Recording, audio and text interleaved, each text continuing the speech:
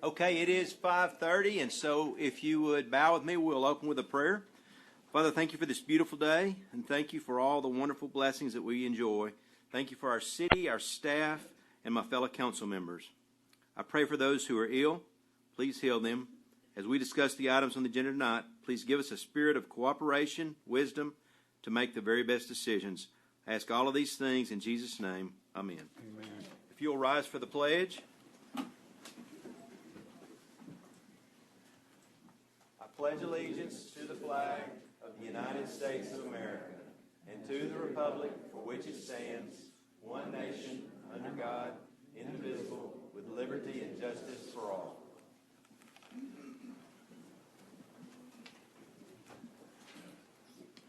We do have executive session as number 3 item on the agenda, where we consultation with the city attorney pursuant to Texas Government Code Section 551.071, deliberation regarding attorney's advice concerning pending or contemplated litigation or settlement offer, or on a matter in which the duty of the attorney to the government body under the Texas disciplinary rules of professional conduct of the state of Texas clearly conflicts with this chapter.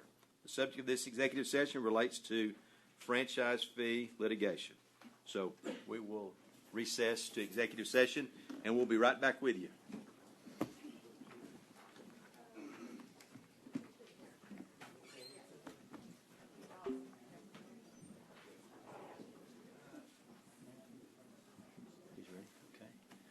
We'll return from executive session at 5:41. There's no action to be taken tonight. So we'll move on to number 5, open forum. Open forum is an opportunity for citizens to speak about items not listed on the agenda. In order to address City Council, please complete the open forum form and submit it to the City Secretary prior to the start of the meeting. Do we have? We don't have any of those. Okay. All right. Okay, so we'll move to number 6, items to be removed from consent agenda. Are there any?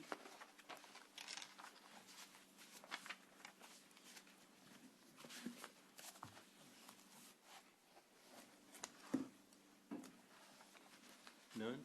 Council? Okay. Do we have a motion to approve the consent agenda? I move to approve the consent agenda. Right. Second. I have a second. Any discussion? Those in favor signify by saying aye. Aye. Aye. Those opposed, same sign. All right. Move to the regular agenda.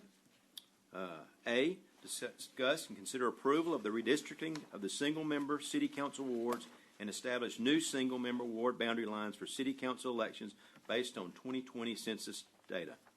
City Planner. All right. Thank you, Elena Helton, City Planner. I'm just going to pull up a PowerPoint real quickly. Thank you.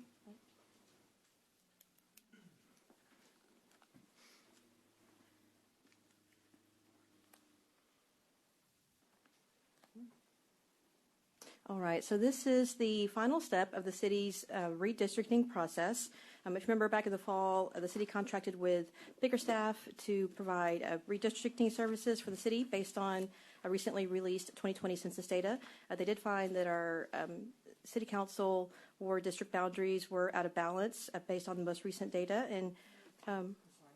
Hold on a second. Yeah. Amelia can't hear us. Oh, okay.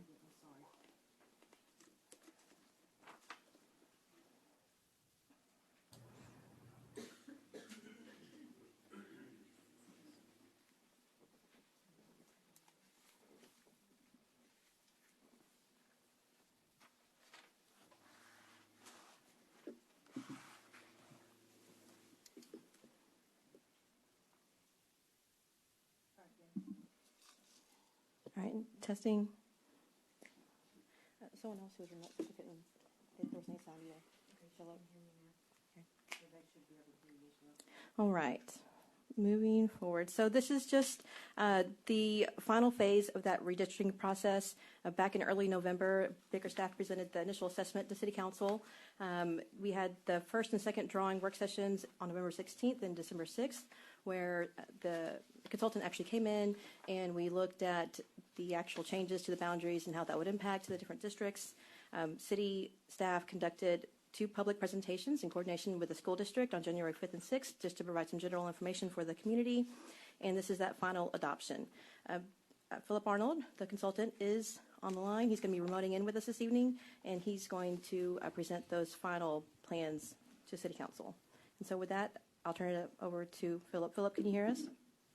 Yes, I can hear you. Can you hear me? Yes. Excellent.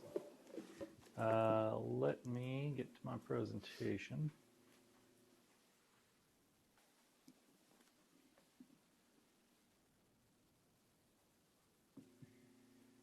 All right, is this showing up for you all?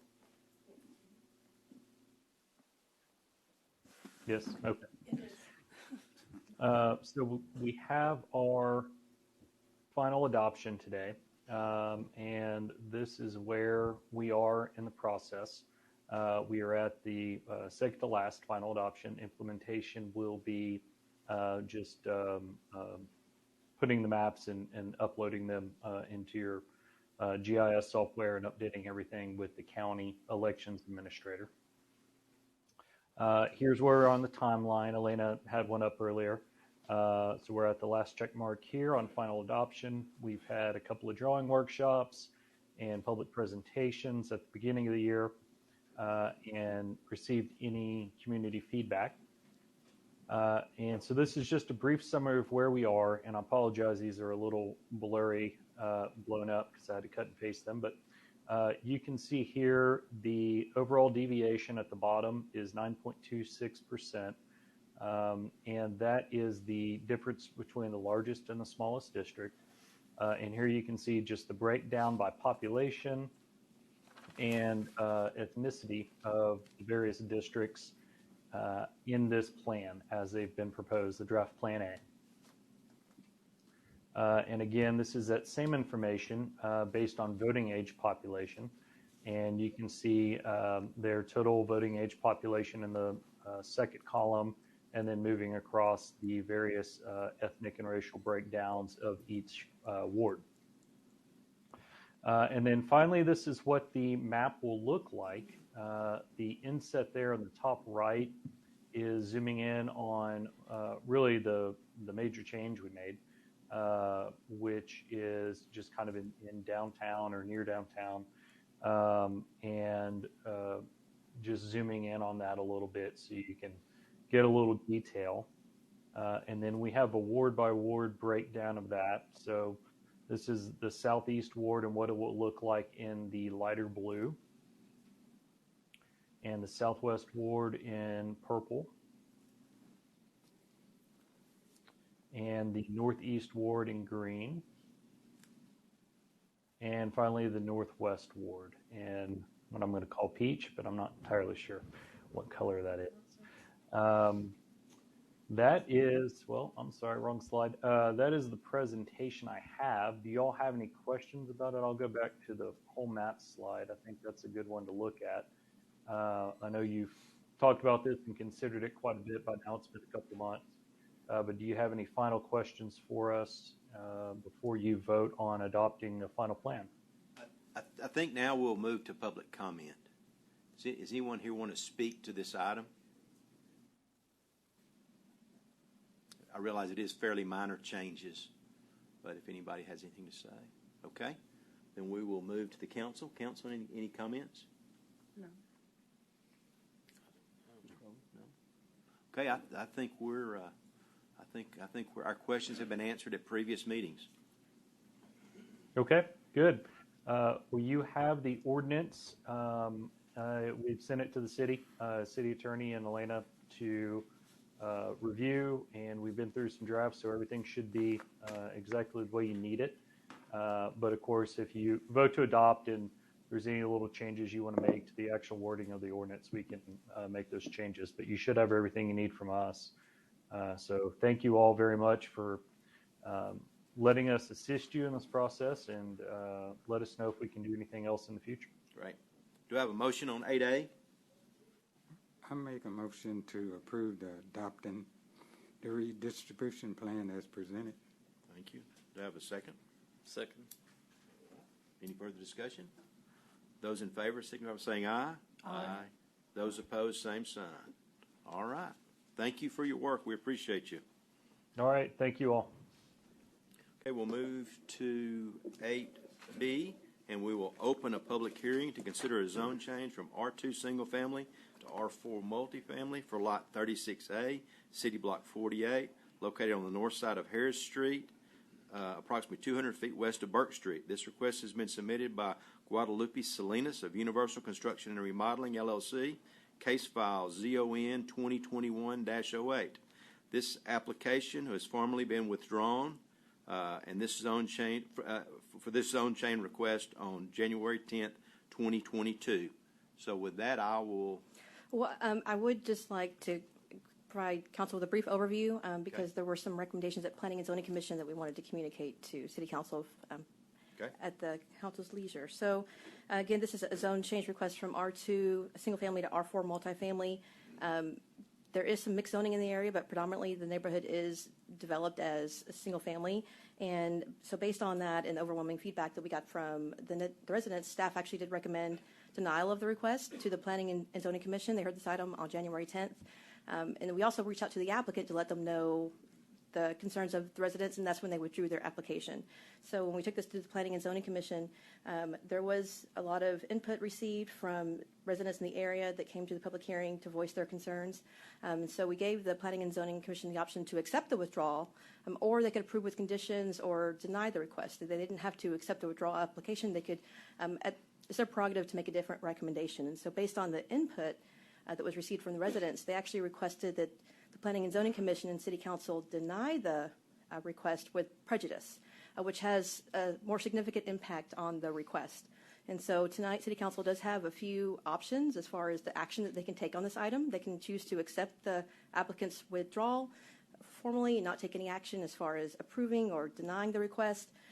They can approve the request, they can approve the request with conditions, and then they can deny the request either with prejudice or without prejudice. And so I just want to talk about the distinction a little bit. And so if the City Council were to deny the request with prejudice, then that would mean that no one can submit a new zone change application for that property within a year unless the request was for a less dense or less intense zoning district. And so that denial with prejudice does have implications on the timing of a new zone change application and the nature of that zone change application.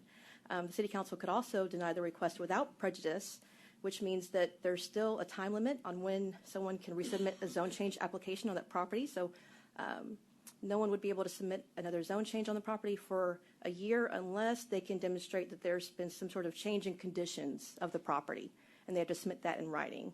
And so we did want to present that as an option to the City Council, that they can choose to accept the applicant's withdrawal, or they could consider the Planning and Zoning's recommendation to deny it with prejudice, which would limit any kind of future zone change application for a year for this particular property. And so we just, and so if the council has any questions, I'm available. The applicant is not in attendance, but we've also discussed this with the city attorney, and so we can try to clarify any of that for you if you like. Okay, any questions before public comment? Any questions of Ms. Chafin or the council? Okay. Is there any public comment on this particular item? Okay, all right. So Any discussion or motion? Okay. I'd like to make the motion to accept the Planning and Zoning Commission's recommendation to deny the rezoning request with prejudice. Okay. Second. Got a second? All right. Any further discussion? Okay. Yes. Oh, I'm sorry. I wasn't looking at you. I apologize. You're forgetting about me. I did. I don't really,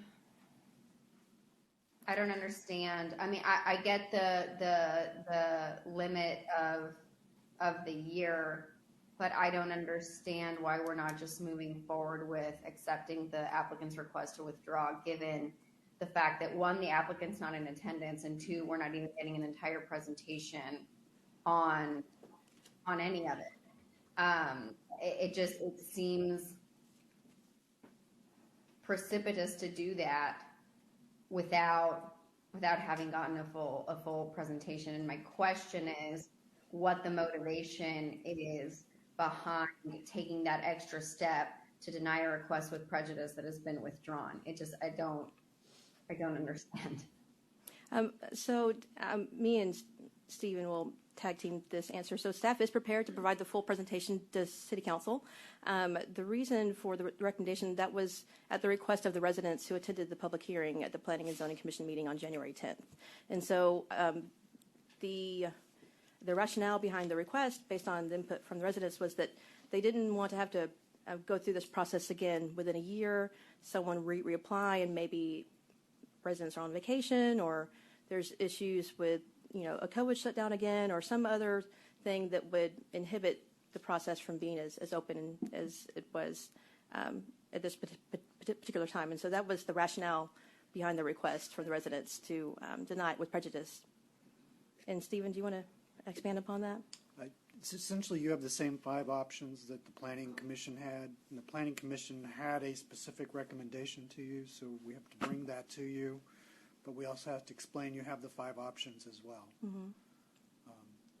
As Elena has pointed out, accepting the withdrawal finishes this matter for now, but it can be restarted at any time.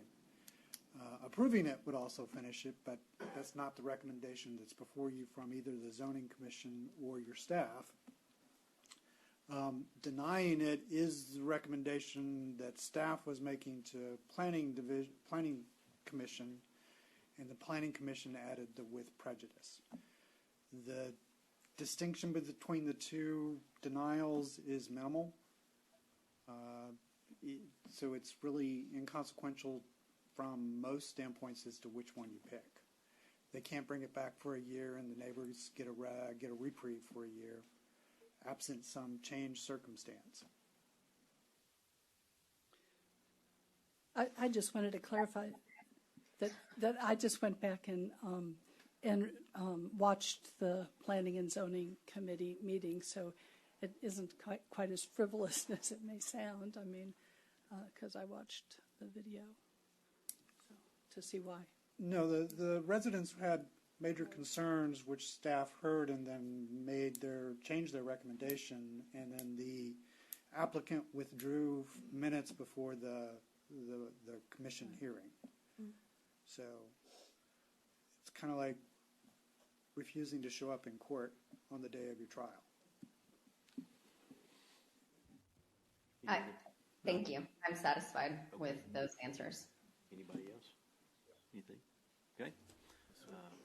I'd say those in favor of the motion, signify by saying aye. Aye. Those opposed? Okay, motion carries. And I will close that public hearing. And then we'll move to 8C and open a public hearing to consider a zone change from R2 single family to R3 two family for lots 2, 3, 3A, and 4, Block 2 of the Driver Simpson Addition, located at 735 Harris Street and 811, 817, and 817 Ford Street. This request has been submitted by Guadalupe Salinas of Universal Construction and Remodeling, LLC, case file ZON 2021-09. On this one, the applicant formally withdrew this zone change request on January 10th, 2022. City Planner. Thank you. And so this is a very similar circumstance to the item that you just heard. Same applicant requesting a zone change from R2 to R3 for property within the same neighborhood, just west of the subject property for the previous request. Again, the predominant zoning and development character of the area is single family. We did receive tremendous input from the residents communicating their desire to maintain that single family character. Based on that, staff recommended denial of the request. Again, the applicant withdrew their application. Like the city attorney said just minutes before the public hearing, we presented that withdrawal to the Planning and Zoning Commission. The residents again requested that the Planning and Zoning Commission and City Council not accept the withdrawal, but move forward with a recommendation for denial with prejudice to limit any future application on the property for a year. And so with this request, again, City Council has 5 options. They can choose to accept the applicant's request to withdraw. They can approve the request, approve with conditions, or accept the Planning and Zoning Commission's recommendation for denial with prejudice or denial without prejudice. And again, the applicant is not in attendance. And with that, I'll conclude staff's presentation. Okay. Any public comment on that item? Okay. Do any comments from the council? Okay. Do you have a motion?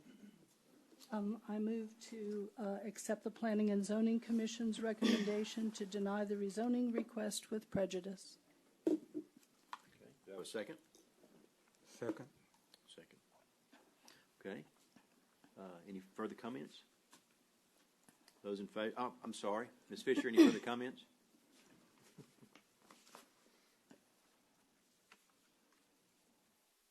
Okay, assume none. Those in favor, signify by saying aye. Aye. Those opposed, same sign. Okay, and we'll close that public hearing. We'll move on to 8D and open a public hearing to consider a zone change from B2 General Business to R2 Single Family for Lot 1718 of the Brook Hollow Addition, Section 1, located on the west side of Brook Hollow Drive, approximately 140 feet north of Ridgewood Drive. This request has been submitted by Antonio Huerta, case file ZON 2021-10, City Planner. Thank you. Again, this request is a zone change for 2 lots located within the Brook Hollow subdivision, just on the west side of Brook Hollow Drive. There's actually a zone change that was approved just this summer for the remaining properties that you see in yellow. These were similarly situated. The subdivision was developed in the late 1960s prior to the adoption of our current zoning ordinance. Upon adoption of zoning in 1970, this entire area was rezoned to B2 General Business. However, the predominant development character of the area is single family. There's actually deed restrictions on the property that limit the development to single family, and these properties have sat vacant ever since.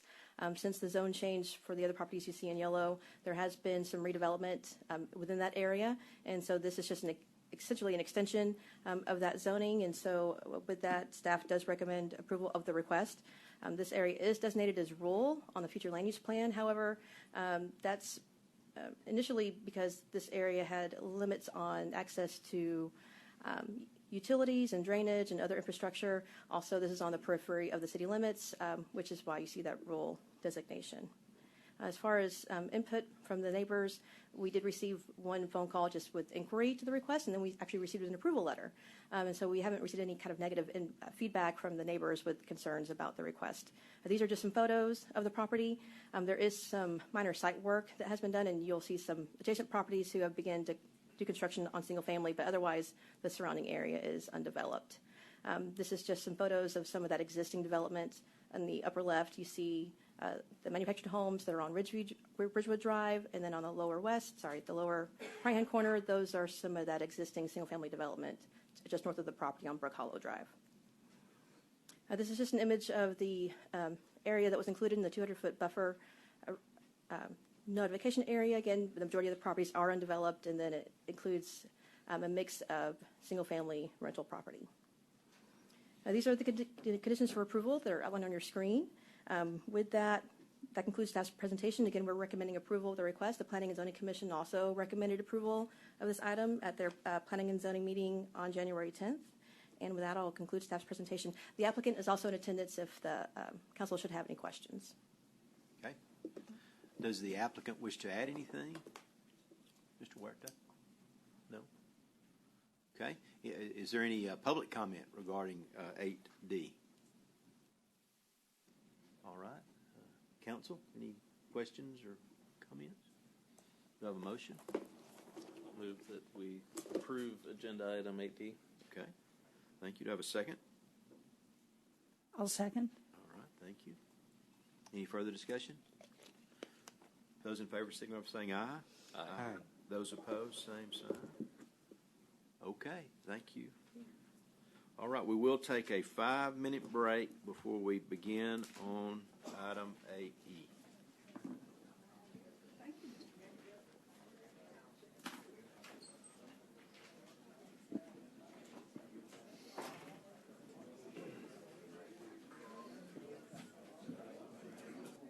Okay, we're ready to resume, and we will call regular agenda item 8E. Consider approval of a contract for professional services with DTJ Design for the comprehensive land use plan and the downtown master plan for an amount not to exceed $450,000. City engineer, Mr. Bartlett. and council.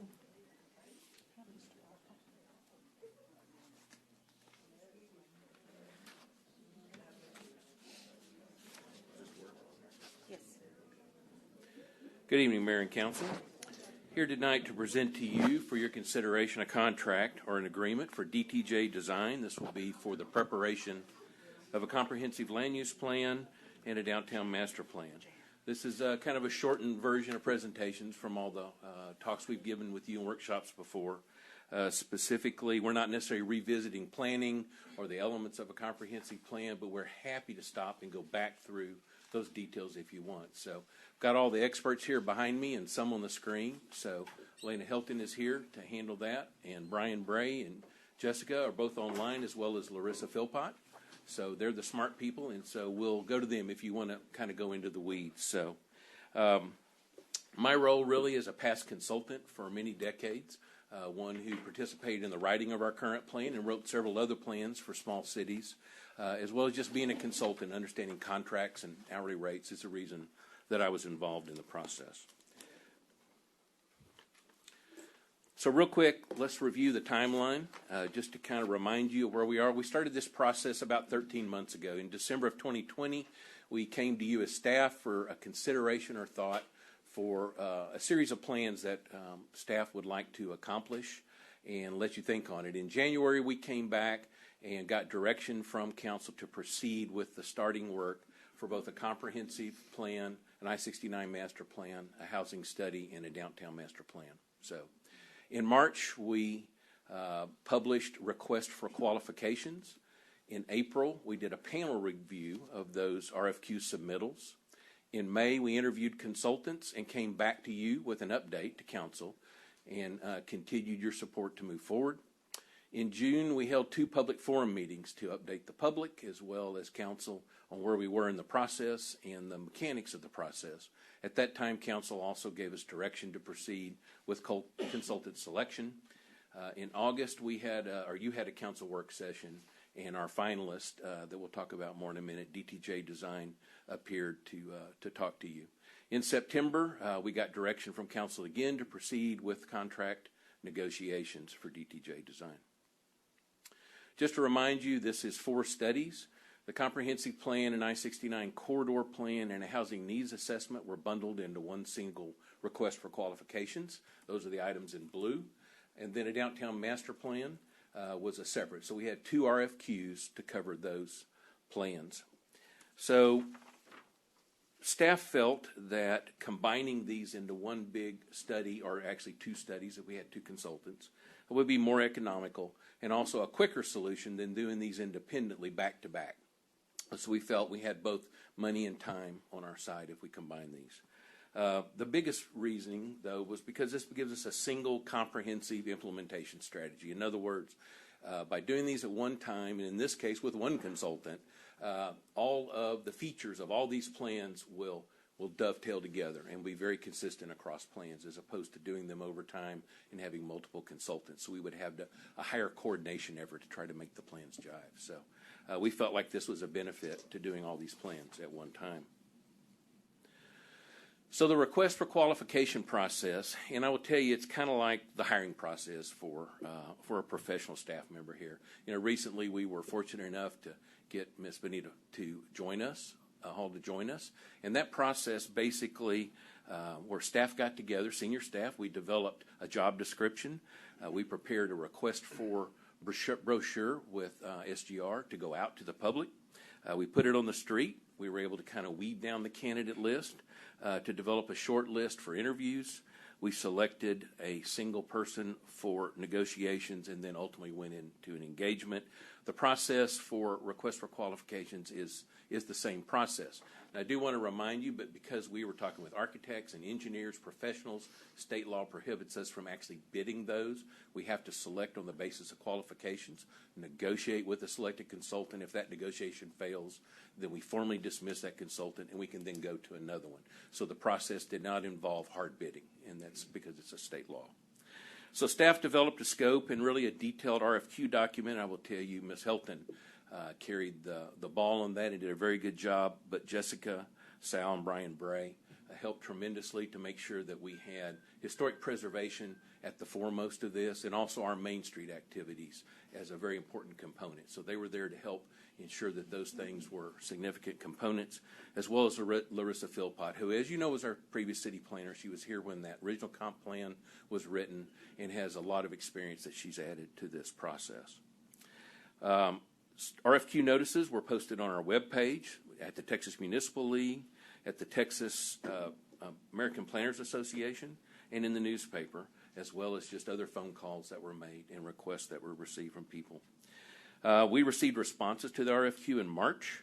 We got 13 for the Downtown Master Plan and 10 for the Comprehensive Plan. We proceeded with panel interviews with 3 finalists, and then ultimately moved into consultant fee and contract negotiations. Here's a list of all the firms that submitted for both the Comprehensive Plan or the Comprehensive Plan Group, including the I-69 and Housing Study, as well as the Downtown Master Plan. You can see the firms in yellow were ones that submitted on both. So we had a total of 15 companies or 15 firms that responded to us, with a total of 23 responses because some people went for both of these. So the blue arrows show you what the committee narrowed down to 3 finalists in each case, which was a total of 5 firms. DTJ Design was a finalist in both the comp plan and the Downtown Master Plan. And then we had Design Workshop and Gunda for the master plan, and we had Verdundy and Stantec for the comp plan. So an interview panel was created that was comprised of the Director of Community Services, Brian Bray. Historic Sites Manager at the time was Jessica Sal. NEDCO President Larissa Philpott. Our SFA Chair for Economics and Finance, Dr. McKell, and you know I'm going to say K so that I don't insult him. So, but I appreciate him. And then our City Manager, Mario. So your Director of Planning and your Director of Public Works were just observers in this process. We did not score. So the criteria for scoring, the top one is the criteria we used for the written request for qualifications that were initially sent in. So the 23 documents we received were scored. The qualifications, basically what they understood for the project, because we have given them a document that explains this, and how they regurgitate that to us and how they tell us what their approach is how we scored this. Also their quality of work, and I snicker sometimes because we haven't seen their work, although we probably did read some of their plans if they were out on the internet. But generally, if they had 10 misspelled words, they probably scored lower on their RFQ than not. When we brought in the 3 finalists in each case, they were scored in kind of a different criteria. In blue, process and creativity. How are they going to attack this? How are they going to approach this? What creative solutions were they going to offer us to do this project specifically for our area? What would their schedule be? If it was 3 months or 30 months, they would score lower than if it was a more realistic answer. And so we kind of asked them their schedule. We looked in more detail at their experience and their qualifications, specifically what were qualifications of their project leads and even sub-consultant leads, and we looked at what their prior experience was in the comprehensive plan or downtown master plan areas. So, and then lastly, and not part of the interview, but we did check references and had some scoring if there was inadequate references. So the high score in both the comprehensive plan and the downtown plan was DTJ Design. Tonight I'll introduce Mr. Francois Dacote, and he is here with us tonight, and appreciate him driving in from Dallas. So DTJ, they are planners, architects, and landscape architects with about 80 staff members. Again, they have offices in Dallas, where Francois is from, and then in Austin, but also in Atlanta and Boulder. They certainly have a long history of similar comprehensive plans and downtown master plans. So this is not just a DTJ, this is a DTJ team, and many of the people that submitted had some form of a team. There were a few exceptions to that where single firms felt like they had bundled all the expertise they need in-house. In this case, there are 7 firms total, 6 sub-consultants. Very quickly run through those, but Civic Brand is a very well-known public outreach, civic engagement group. And well respected in their field. KSA Engineers will be out of their Lufkin office, run by Mr. Bob Thurber and Mr. Danny Hayes. Danny lives here in Nacogdoches, and they have probably worked maybe 3 decades with our city in helping us do water and sewer and infrastructure. So they're very, very familiar with our city and where our bones are. So Catalyst is market analysis, economics, and also the housing experts that will help work on the housing needs assessment as well as our economic projections. Livable Plans and Codes, a very renowned firm that does zoning regulations for cities, helps them develop and write those. And they also specialize in small area plans where you need some very specific crafting in an area. We're going to look at a couple of small area plans, hopefully in this comprehensive plan exercise. Lee Engineering are transportation engineers and primarily transportation planners. And so they will help participate in our overall mobility, multimodal transportation corridors, and they will certainly be writing the I-69 corridor plan portion where we connect with our roadways to that. So we're excited to have them. And then lastly, 215 Consulting, which is a local civil engineering and surveying firm. Mr. Delaney, a principal partner in that firm, they probably do a significant amount of the development, both residential, commercial, and industrial here. And certainly he is born and grown up here and lived here and also knows Nacogdoches very well. So one reason DTJ scored is because they had involved two local firms that know a lot about us and could kind of help keep things in perspective from a Nacogdoches style. So as we move forward with contracts, which you were, I think, received last week, we've been negotiating tasks and fees with them and trying to polish that. So the document that you received was the final version of that. I put this up just so you can see this is kind of a rolled up version of what those tasks are to complete this project. About $427,500 for the project, but they do have provisions in their contract for reimbursables. So there's been a budget set with 5% of that amount at $22,500. That brings the total fee for all four plans to $450,000. Just note the public participation is the highest component in there. In our negotiation, staff significantly increased their effort in this area, and that was in response to what you told us was important and what the public told us was important. And so we feel like we have quite a few meetings in there. So we have 48 in-person or virtual meetings built into this. 21 of those are in person. So there's quite a bit of opportunities to gain the public. There's about 900 man-hours on the consultant side to perform this public participation component. So that's one reason it's become the highest one on your list. So for $450,000 is about 3,000 man-hours worth of work in the consultant's estimate for all 7 firms. And we'll look at this calendar here, but it's going to take a little more than a year. So the general schedule is about 14 months. As you can see, public participation is throughout the course of the whole thing, except for the starting month and the ending month, where we're just kicking things off and wrapping things up and making copies. So that was something that was important to us, to have a continuous process where we could get public input and public revision to what we're doing. You can see the other components of the plan and kind of how they time out and schedule along with each other. I will tell you that staff will also be doing some public meetings outside DTJ. We'll be doing one large public meeting, most likely, and probably some meetings in a box that they provide us some good go-by materials, but we literally go out. So we'll be doing a Rotary Club or a church group or whatever opportunities allow. And staff will handle some of those individual public presentations as well, in addition to the 48. So how is this funded? Total project fees of $450,000, not to exceed for the contract, is broken out with $50,000 from our Economic Development Fund, $50,000 coming from NEDCO. So the general fund reserves will see a $350,000 impact. I do remind you that the cost for all these plans were in the approved budget that we're currently under now. So that's the end of my presentation. After public comment, I'll be happy to help address questions that you have. Great. All right, so public comment.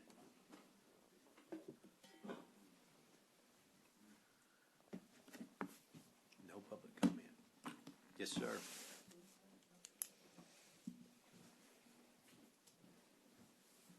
My name is Ed Poole. I want to thank the council for the due diligence and the work that you've done in this process. I know you've spent a lot of your time personally to vet out not only whether to have a study or not, but who performs the study. So thank you for your time and for your work. During the time that you've been doing the vetting process, I've been doing my thinking. And initially, when the comprehensive plan idea was emerged, I was in favor of it, and I am wholeheartedly in favor of it now. I have not wavered. All four plans are crucial and timely. We need them desperately. I think it's very economical of us to be able to perform the four studies at one time and not have to duplicate those things over and over again. But the things that I see on a daily basis in my work, there were things done in the past that were not done with comprehensive planning and growth in mind, and we're paying for them today.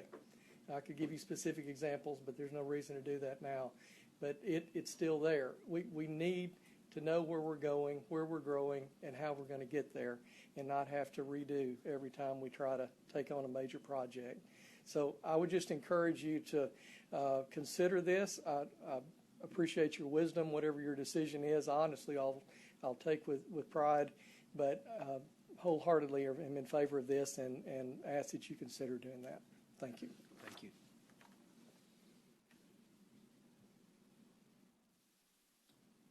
Anyone else? Is this the only public comment on this? Yes. On this thing? Yes.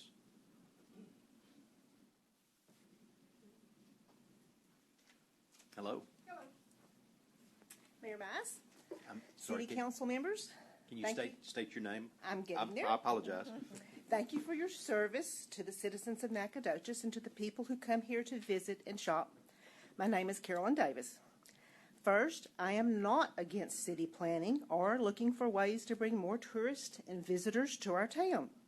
I'm completely in favor of helping the mom and pop businesses downtown grow and thrive. I enjoy living in this historic town, and I think we should and could capitalize on our history. I'm here tonight to speak to the vote that you will make shortly concerning the contract being offered to JTJ Designs. I watched the presentation made to the city last summer, and I wrote to you, Mayor Mize, in September expressing my concerns. I asked several questions. None of those were answered. The presentation was filled with current, trendy phrases that I found very generic that could apply to any town and any state. I saw nothing original or concrete or specific. For $450,000, I just thought the presentation should have offered something specific and unique for Nacogdoches. The contract that I read just a few days ago, the one you'll be voting on tonight, is just as generic as the presentation. Most of the contractual reports will be generated from the information the city already has. Why do we want to spend $500,000 for someone to tell us what we already know? You talked about the public participation charge, $114,000, 25% of this. But my question is, are you really willing to spend $114,000 of taxpayer money for public participation when the history of this council is that you don't really listen to what the public has to say?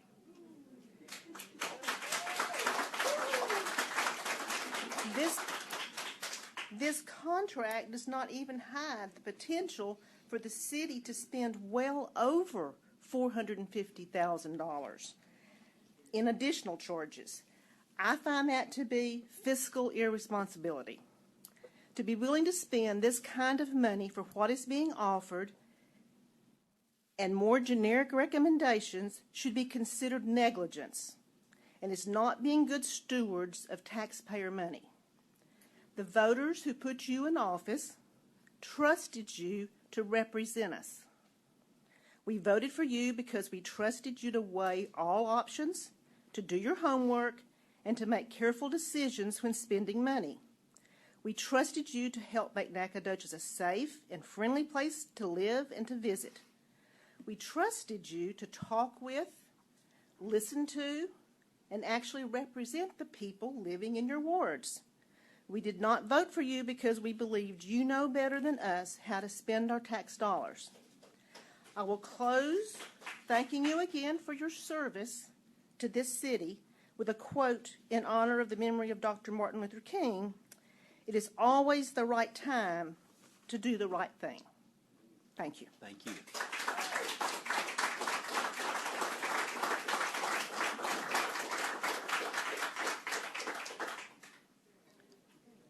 Yes, ma'am.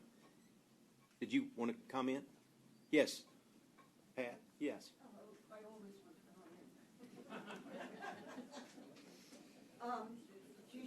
Estelle at 1009 Logansport Street.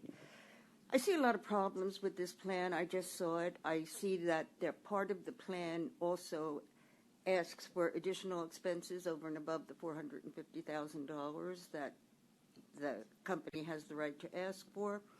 And so in the past week or two, I've gotten all sorts of phone calls asking how to do this, how to do that. I tell them to call the council. So apparently, the citizens are highly opposed to this comprehensive plan for $450,000. I find the whole thing absurd because you totally ignored the comprehensive plan in our zoning on Logansport Street. You've totally ignored the comprehensive plan over and over again. So what's the point of a comprehensive plan if no one intends to utilize the comprehensive plan? Not to mention the cost. Now, here's the decision that you have to make. Listening to Ms. Davis, the same thing. Are you going to listen to the people that voted for you? Or are you just going to make a decision that none of your citizens want, except possibly people involved in real estate, banking, etc.? And that's the problem. Thank you. Thank you, ma'am. Anyone else?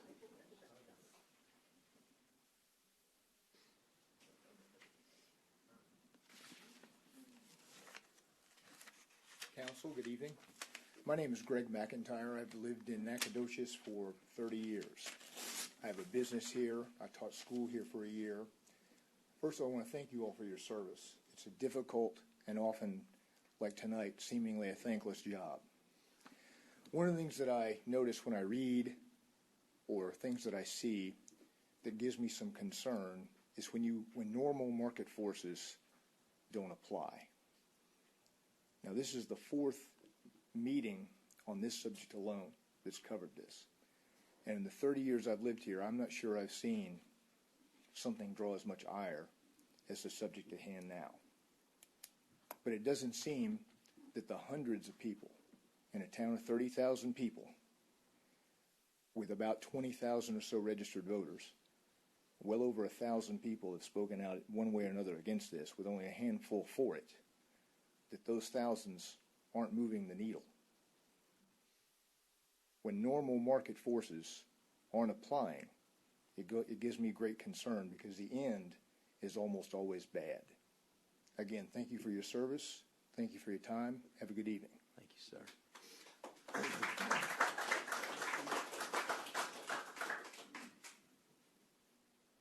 Yes, ma'am.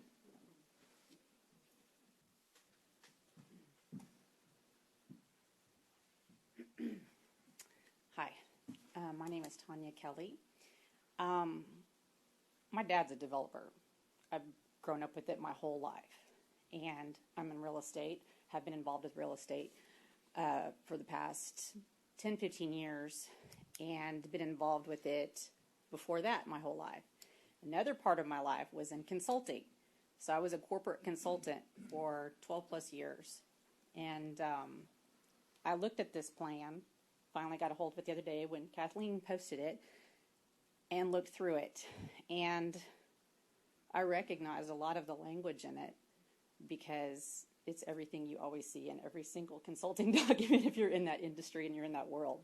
There's consulting ease, consulting speak, and those little catchphrase terms and so on. As the previous woman just said, I didn't see anything that was unique to Nacogdoches.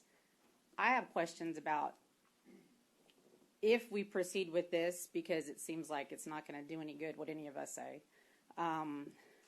Who's going to audit on Nacogdoches' behalf?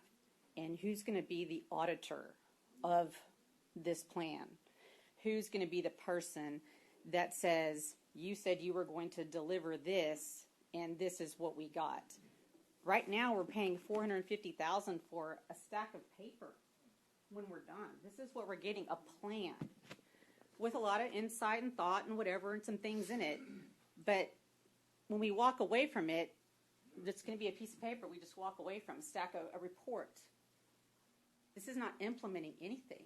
Then we have to do the implementation of whatever they come up with. So then we're going to come back and there's going to be more to come back and need more money for to actually implement it. When we could just bypass some of that, use some of the plans that we have already been noted that we have, adjust, tweak.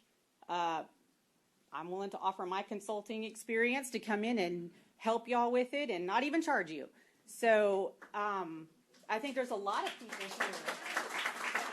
I think there's a lot of people here that have a lot of expertise that if each of us took little pieces and parts of this and with someone with some consulting background, which I'm sure there's other people in here that have that background, you know, we can take these plans that we already have and actually spend that money instead on implementation aspects of this.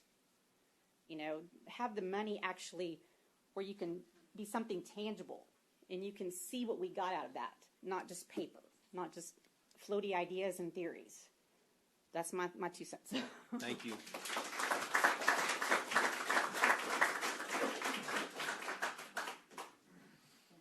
Anyone else?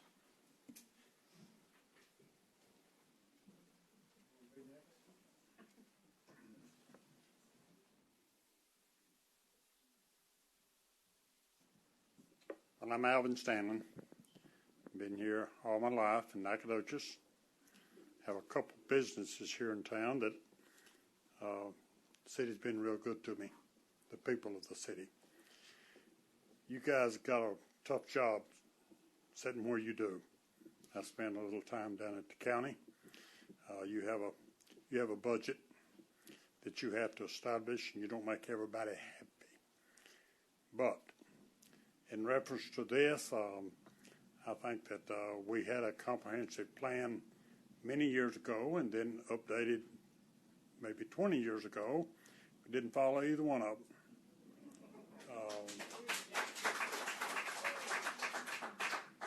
You people have employed a city manager, a city engineer, and many other good people here in Nacogdoches.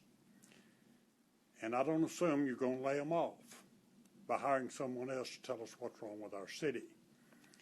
I think they're going to still be here working. The company that comes in to tell us how to direct our city is not going to direct it. Still going to be up to Steve Bartlett, our city manager. It's going to be up to us to take care of our own business. So I think that the city needs to be real slow and real sure when you spend $450,000 of the taxpayers' money, that I really think that you and your staff can do a very good job with the city of Nacogdoches. Your job and the city's job, primarily, police protection, fire protection, streets, water, sewer. These are basic things that we got to have in this town. And I've been working with Steve Bartlett a long time. He can't fix these streets with no money. That's just all there are to it. He can't do it. So I'd like to see you consider using this money locally with our people. Thank you very much for your consideration. Thank you, sir.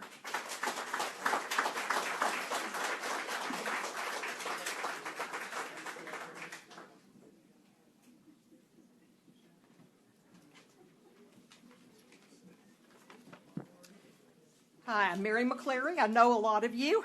I'm Regents Professor Emeritus from SFA, where I taught for 30 years. I'm married to a BIN. Some of you know that means born in Nacogdoches. I'm married to Jerry Sutton, who's an architect, who has offices in Shreveport and Lufkin, and I've lived here since 1975. I really do want to think well of each one of you making these decisions for us in our city, and I hope that you want to think well of me.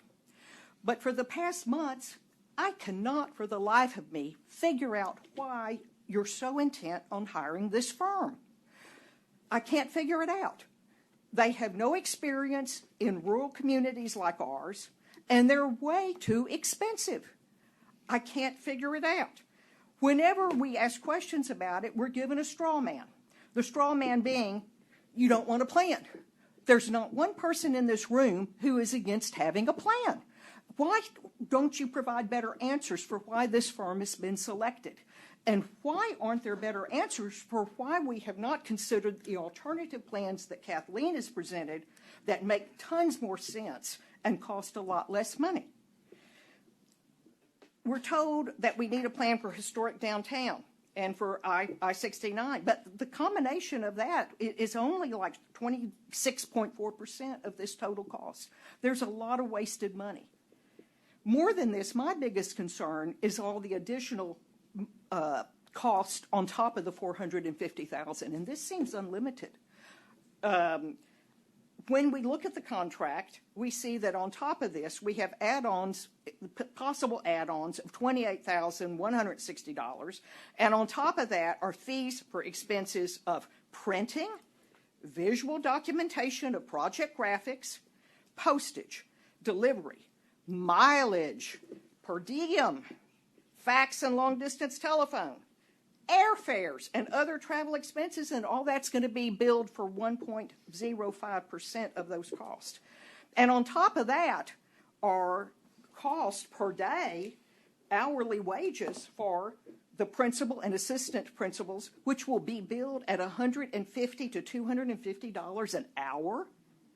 Associates and senior designers billed at $100 to $200 an hour. Staff billed at $75 to $150 an hour. Nice work if you can get it. How many of our constituents make anywhere close to that per hour? How many SFA professors make anything close to that, right? A heck of a lot less. A heck of a lot less, right? And I can tell you that from long-term experience. What are we getting for our $450,000 if we have all these extras potentially on top of it? There's no upper limit. Why do we sign contracts with no upper limits? You don't buy a house when you don't, and sign a contract for a house when there's no upper limit to that. You don't buy a car and sign a contract for a car if you don't know the upper limit. How do we answer to our constituents who make far less than that? As I said, I want to think the best of each one of you. But why don't you listen to the people? On the last meeting, we had only one or two people speak in favor of this thing, and we had tons of people speaking against it. That seems to have not made a dent in how anybody's thinking. I want to think well of you. Jimmy, when you ran for mayor, I was told by people that had known you your entire life what an incredible mayor you would be. And I know you're working hard at it, but people are starting to doubt that. And don't let us down. Don't let us down in how you spend our money. This is your legacy. This is the legacy of each one of you on the city council, your legacy. You're going to be answering for this spending for a long, long time. You're going to be answering to your constituents. As I said, I want to think well of you. I want to think well of each one of you. But this is a great deal of money, and it's not too late to turn back, or at least give it a little more time and investigate this. Thank you. Thank you.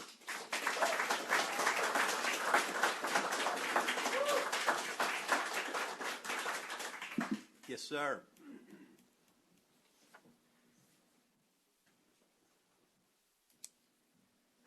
Good evening. My name is Dave Watson, and I would like a definition of public participation. Thank you. Thank you. Today, maybe. Does any? Okay. Thank you. Thank you.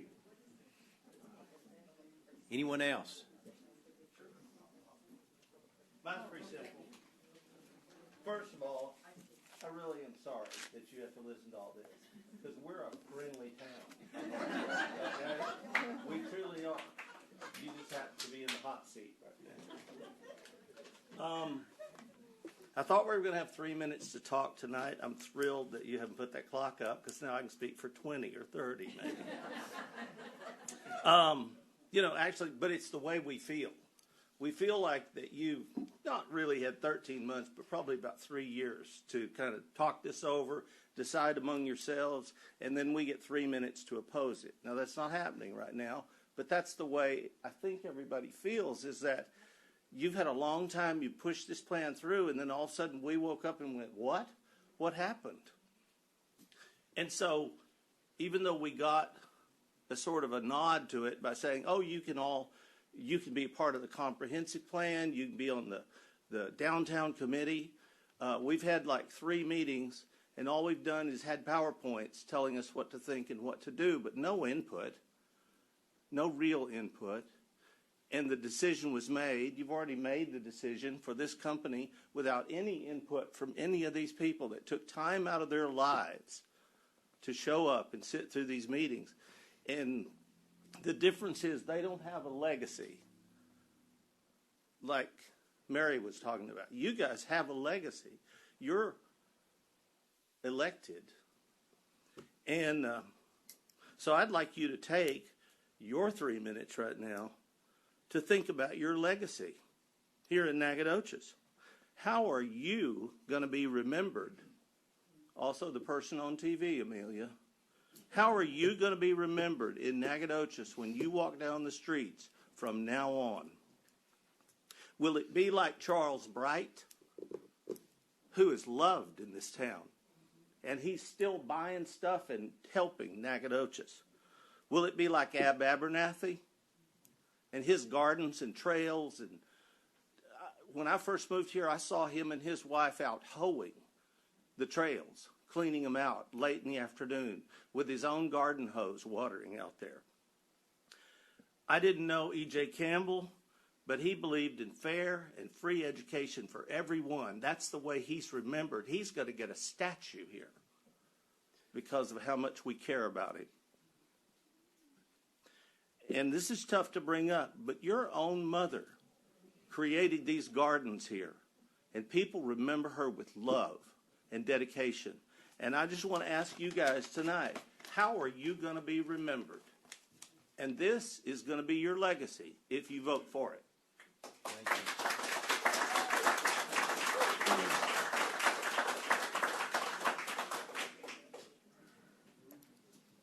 Mayor, Council. Good evening. God bless you. Man, this is exciting. We are a friendly place. I think statues are great. I think you should all have statues.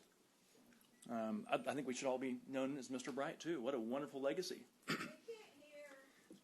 I'll speak a little louder. Please. Sure. So I agree. $450,000, that's a lot of money. That is a lot of money. I've never put together a report that costs that much money, and that is a lot. But what concerns me more is the north of $100 million that we've got to spend over the next 10 years on capital improvement projects just to maintain that which is already in place. That is a lot of money. And so if you're worried about your legacy, that's really what I would be worried about, is where's that money going to go?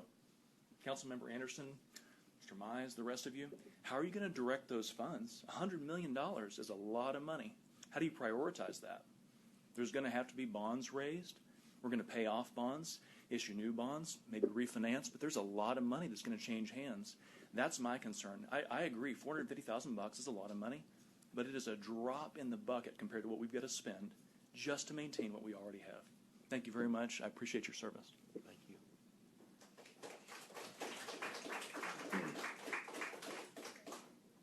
Anyone else?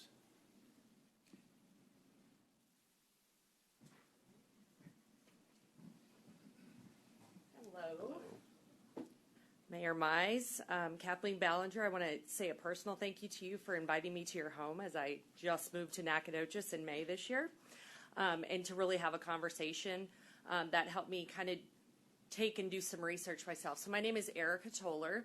I was a 2002 graduate of Stephen F. Austin State University, and 2 years after I left here, I started to try and make my way back to Nacogdoches. I'm jealous of all the bins in the house. Because this is a great place, and it took me 20 years to get back here, and I'm glad to call Nacogdoches home. I have spent my time growing a career at FedEx in corporate America. I manage a lot of RFQs as a part of the normal ebb and flow of my day job. I'm listening to a lot of the conversations in here today, as well as having conversations with my neighbors in Broadmoor and in the community. I am involved up at SFA. I'm the incoming president of the Alumni Association at SFA. We hear a lot of conversations about people coming back, and as things are improving in Nacogdoches and as time goes on, people are wanting to get back.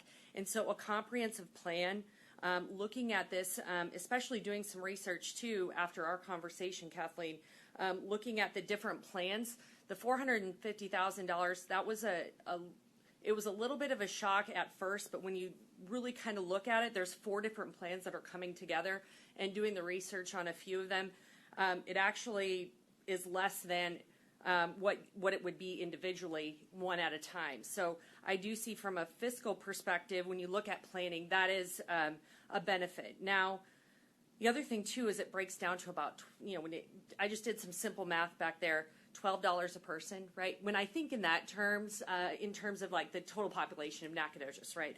So $12 per person on average, it helps kind of frame my perspective. $450,000 sounds scary. When you scale it down, it seems a little bit more digestible and meaningful. I think it's important to know too that change is inevitable. So I'm somebody who came back here. I actually followed my sister, who her family came to bring their kids back for a college tour. And we have a requirement in our family. You don't have to go to SFA, but you have to do a tour and a t-shirt, and then you can make your decision.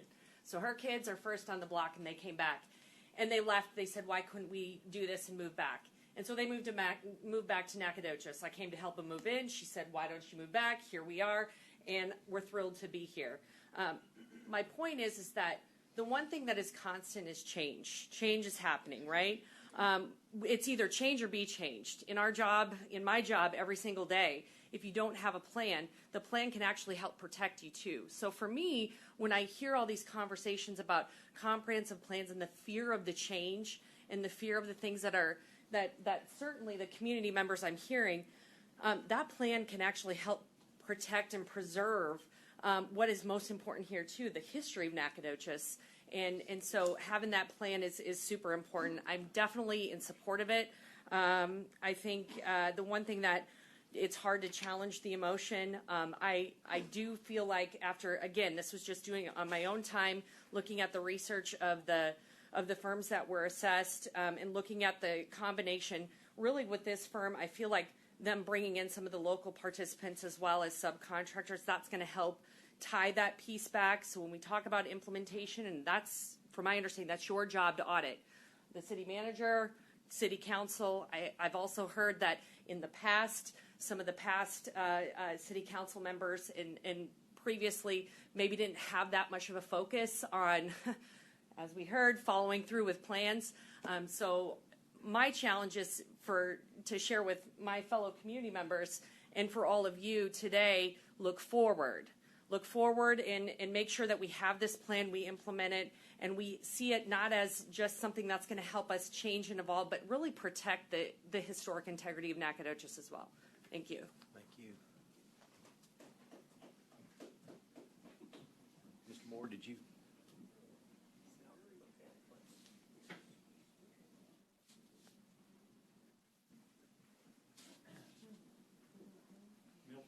Milton Mora, thank y'all for your service. I certainly would echo what Eddie had told you about planning and being important, especially on the big comprehensive plan. But I want to just make a few comments on the downtown master plan. That's the only thing that I have knowledge of. I don't have any knowledge of any previous other plans. But 1 week before Christmas, I received and read the plan for the downtown Nacogdoches dated April 1974. If one skips to page 23 of the existing report, the majority of the remaining pages present ideas that are approximately as valid today as 1974. Some 40 years later, it's pretty amazing to me that people 47 years ago presented us with ideas that are still valid today, in my view. Physical conditions of buildings, land use, parking inventory, and so forth are approximately the same today as in 1974. Beginning on page 45, however, opportunities for downtown area begin. Reasonable out-of-the-box ideas are presented, and include a Concept A, a Concept B, and a Main Street shopping mall. A bypass street along Bonita Creek is suggested to relieve traffic congestion on Main Street. Of the ideas presented, 2 ideas have been accomplished, but other ideas have not been enacted. The plaza has been reworked, and University Drive has been extended from East Main south to the South Loop. To me, the 1974 report presents reasonable and workable concepts for downtown. If those in authority, such as yourselves and your support committee, do not agree with the 1974 ideas, then a new downtown report may be desired. However, if you generally agree with the 1974 ideas, then I would urge the committee to carefully think before requesting a second report to accomplish the same objectives as the 1974 study. So I was really enlightened, and I might have made a different decision about something if I hadn't seen that report, and I only saw it like a week before Christmas. It was really interesting to see that people 47 years ago had those ideas. But whatever decision you ought to make, I'm going to support you, okay? Thank you.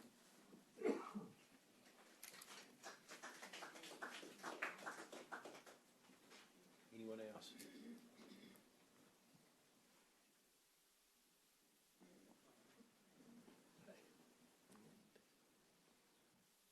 I can't believe I'm coming up here. I'm Dana Woods. I appreciate you guys.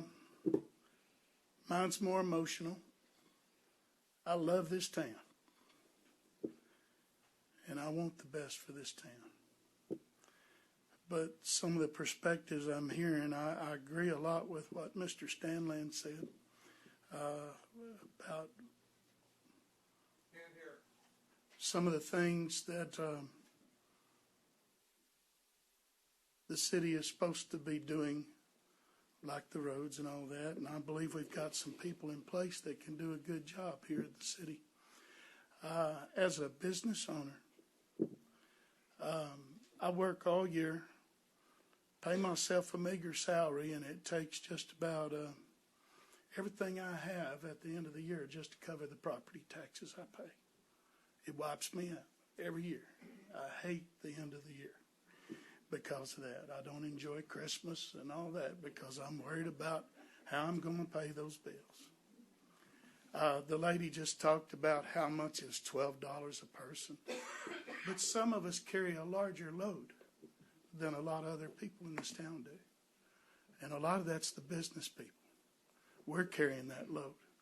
There's people that don't pay any taxes. So you can't factor those into the figures. I see so many folks I know out here. I wouldn't have got out of college if it hadn't been for one man sitting over here. I bought my first piece of land from this man, Mr. Stanley, and so many things. I'm just blessed to live in this town. I love it. But I want you to consider, as a business owner, I can't afford a consultant to tell me what I know what is the right thing to do.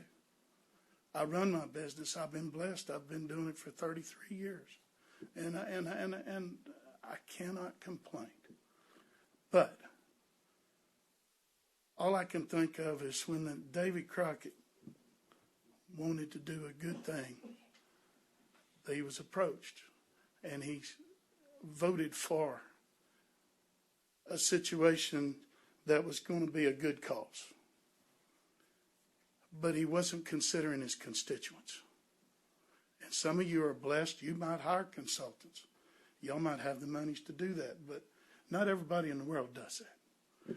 But the problem I see is when David Crockett's constituents got upset with him, they told him, they said, it wasn't your money. If you wanted to help this cause that wasn't in line of what you were called to do, then you use your money. You see what I'm saying? This is not your money. It's the city's money, which is borne by us taxpayers.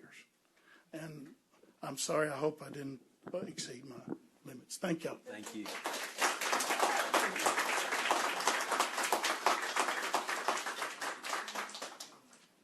Anyone else?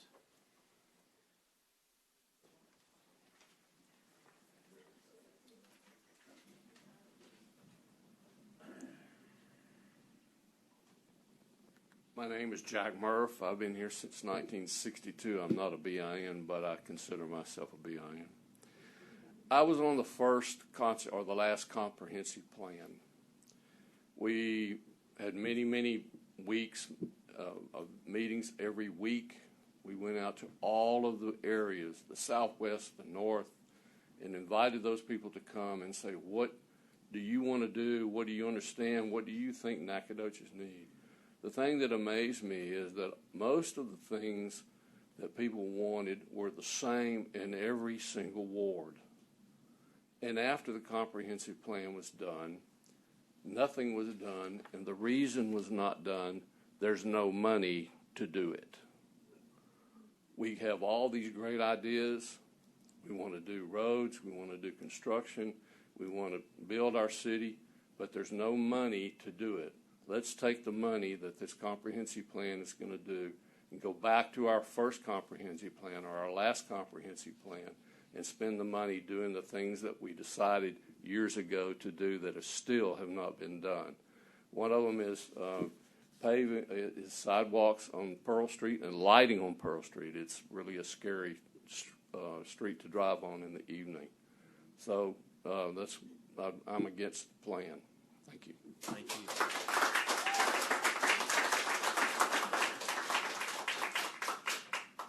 Public comments. Anybody? Hello, everybody. I knew I'd get you up here. Benjamin Sullivan. I'm all for us doing a comprehensive plan. I think we need to wait. Our town, I moved here almost 3 years ago. I moved here, and I hadn't been here 15 years. I fell in love with this town again because the reason why is because it stayed the same. Every other city has changed and changed drastically, and not for the good. We have a very low crime compared to other places. We have an amazing community that is outpouring, and I even opened a business in this town, and everybody thought I was absolutely insane to open up a restaurant wine bar. But now I think I probably have the most successful place in town right now. And I see every person that comes into my restaurant, newbies, locals, BINs. I get people from Timpson, Jasper, all over. And what they all say is how much they love that Nacogdoches has not changed. We have an amazing core town where we're landlocked with 2 creeks. Then we have an outer bank, that's the loop, that is so horribly developed, that's where we need to focus our energy and money on. The other thing we need to do is if we want to encourage people to come here to pay more in property taxes, we need to beef up our internet service. Our internet service sucks. $400,000 could fix a lot of that. And that way, then you're going to get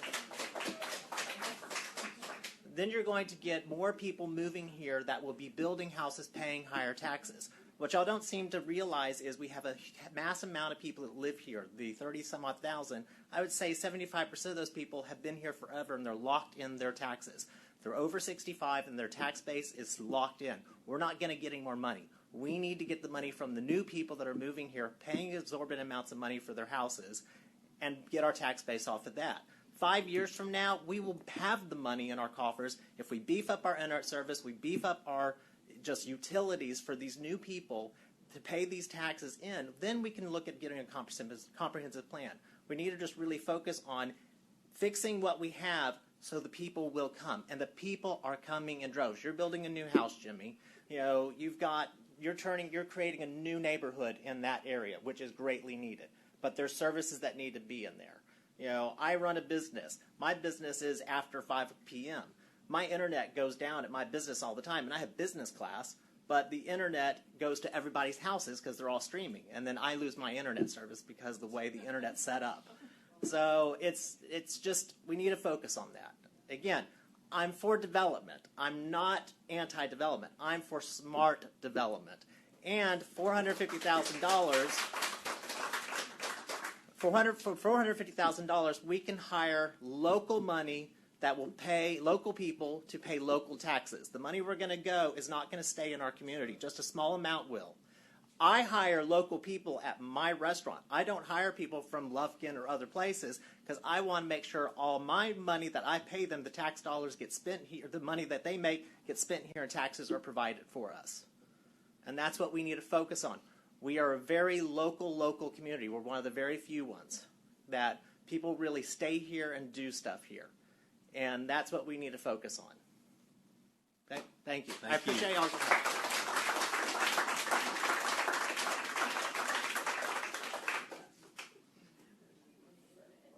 Okay. Anyone else? Public comment? I wish I was the orator that Mary McCrary is. I'm Linda Greer. I am a BIN if you count Melrose. I was born there. I moved in, I think, when I was young, so I'm pretty much a BIN. And I have a business in downtown, and every now and then somebody comes and tells me how you're going to help me get better. Well, I want to know as a retailer how this company can help me. Have they got people in retail that can give me advice that know more than I do? Because I've been doing this since '74, and I started with $500. $500, and I ended up owning that building that Charles Bright owned. So I did something right. It's not called Amazon, because that's our enemy. It's not anything else in the world other than convenient shopping in a nice, easy chair coming through the internet to you. That's our enemy. You can't find a company in the United States of America or Paris, France, that can stop that, because that's what's hurt us. We have to build a business that has a service and a friendliness and something that they need and want, and we'll take care of it for them. That's what we're up against. You can pay them $450,000, and there's not a person in that firm knows what my problems are in real estate, in retail, and they can't solve them because they don't understand them. If you can give me a survey of how many people in that little or that big company, got to be big by the money they get, but you tell me how many in there have ever had a retail business that can advise me when this is my 48th year. And when I think of dying, because I was born here, so I'll die here. I don't have anywhere else to go. If I see y'all do all this mess to my town that I love, dying will be easier. Thank you.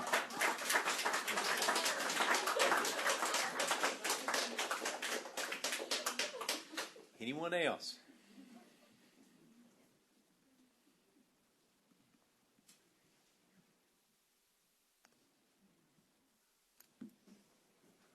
My name is Larry King. I want to make it clear that I believe strongly in strategic planning. I think it's an important aspect of what we do in any organization and in any city. I've served on the strategic planning committees of 3 different universities and for nonprofit organizations as well. Thank you for letting me serve on the steering committee for the comprehensive plan here in Nacogdoches. I count it a privilege and an honor to do that. Thank you. As a member of the steering committee, I have carefully examined the city's existing comprehensive plan, and this is the existing comprehensive plan. I find a lot of good information in this plan. I also find a lot of valuable goals and actions in this plan. Many, if not most, of those goals and actions have not been implemented. And that's not unusual. People that study strategic planning say that about 60 to 90% of strategic plans and objectives never get implemented. Many of the goals and actions in the existing strategic plan are still very relevant to us today in Nacogdoches. And I was surprised when I read the strategic plan exactly how relevant it is to what we need in Nacogdoches even now. I believe strongly that the existing plan can and should provide a basis for an updated comprehensive plan. The steering committee should work from the existing plan, supplementing and updating it as appropriate. To do that, I don't see it necessary to hire a full-service consulting firm. I believe that it would be best and more cost-effective to hire targeted consultants and advisors to work with the steering committee as necessary. There are several members of the steering committee and of the community, as we've heard here tonight, who would be able and willing to provide support and direction for the planning process in securing targeted consultants as they are needed.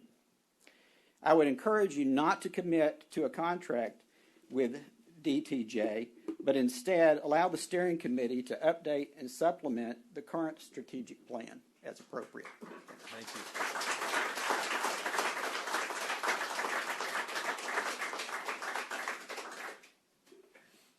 Anyone else?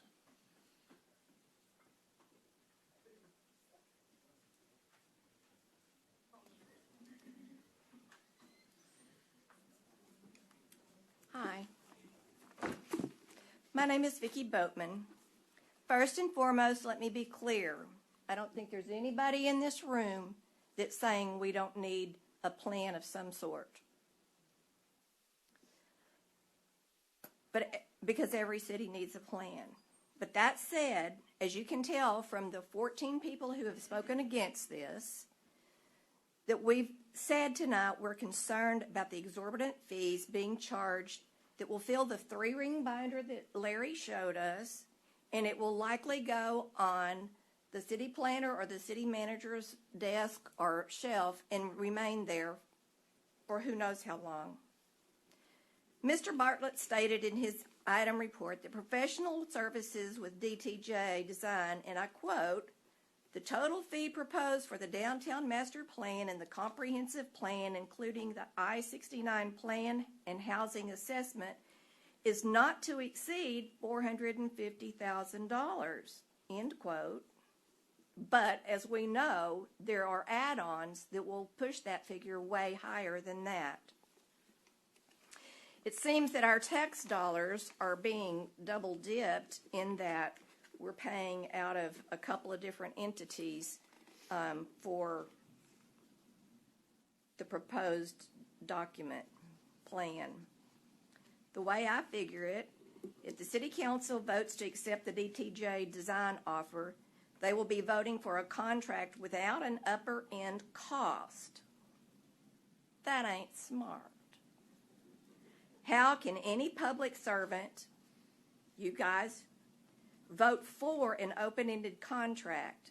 That, in and of itself, is enough to delay moving forward with this company. We have a poverty rate of 30.9%. I don't think we can afford this firm. In one of the meetings at the beginning of the year, it was stated that it would cost hundreds of thousands of dollars to bring our roads up to C+ level. We know for a fact that there are lead pipes in the ground that carry water. We know that there are clay pipes underground that could collapse any moment. We have a very weak infrastructure.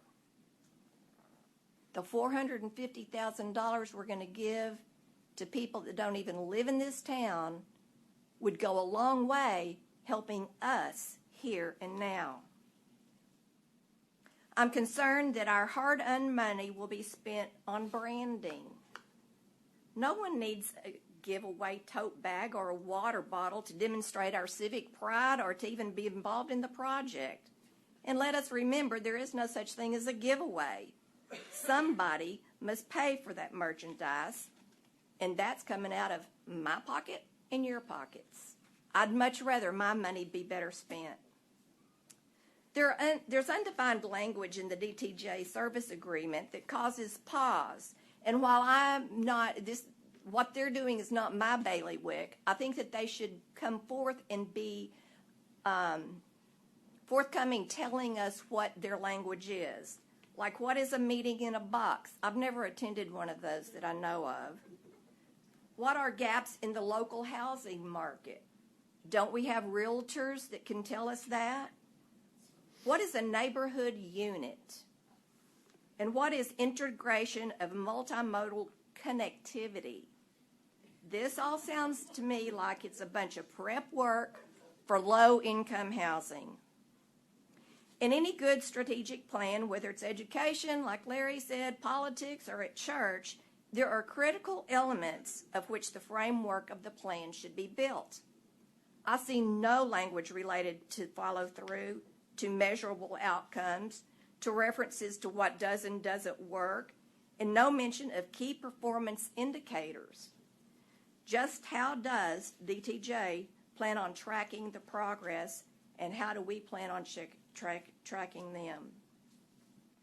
I present to you a petition signed by over 400 citizens who, number one, agree that Nacogdoches needs a comprehensive plan. So let me be clear, we need a plan. This can be accomplished for far less than $450,000. And we don't believe that this company out of Colorado is the best fit for us. They're probably great for communities like Terrell, but we're not like Terrell. We're not within 100 miles of a major metroplex. We are rural. And we ask that you consider our concerns before you put this, vote forward. We request that you postpone the entire comprehensive planning process until better decisions can be made. I want to thank you for your service because you are in a thankless job, and the salary for you isn't very good. I know that. So I present to you the petition. Thank you. There are some of them there are. So anyway, we just hope that when you get ready to vote tonight, that you vote your conscience and that you dig deep down in your heart and do what is really best for everybody in Nacogdoches, not just the lawyers, not just the doctors, not just the bankers, not just the realtors, but what's best for everybody. Thank you. Thank you.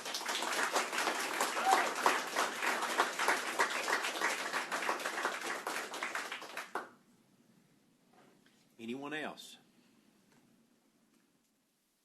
Yes, sir. Oh.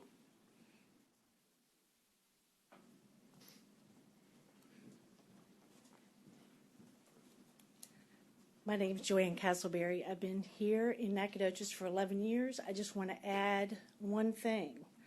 Something's different than from a year ago when you started the plan. That's called skyrocketing inflation.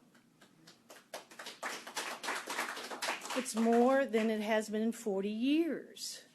We need the money for something else, probably emergency things. We don't know what we need it for. We know what we need it for. But it's just not good fiscally to be spending that money now. Hold on this. Please hold on this. Because we're going to need that money for more important things. Thank you. Thank you.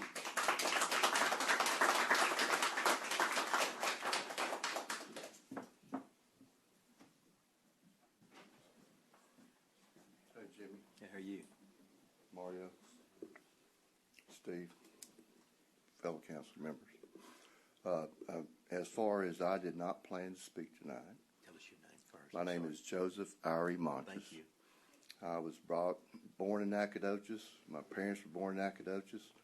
Parents before that, yada, yada, yada, go back to Gildy Barbo. As far as my father was involved in construction with R.G. McElroy, Jim Kingham, who built most of the college. I worked on the Twin Towers at SFA when I was 14. As far as I graduated from SFA while working and going to school at the age of 25. It was hard.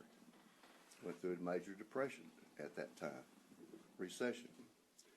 I went to work as a CPA for 25 years in Lufkin with Accident and Roadie CPAs.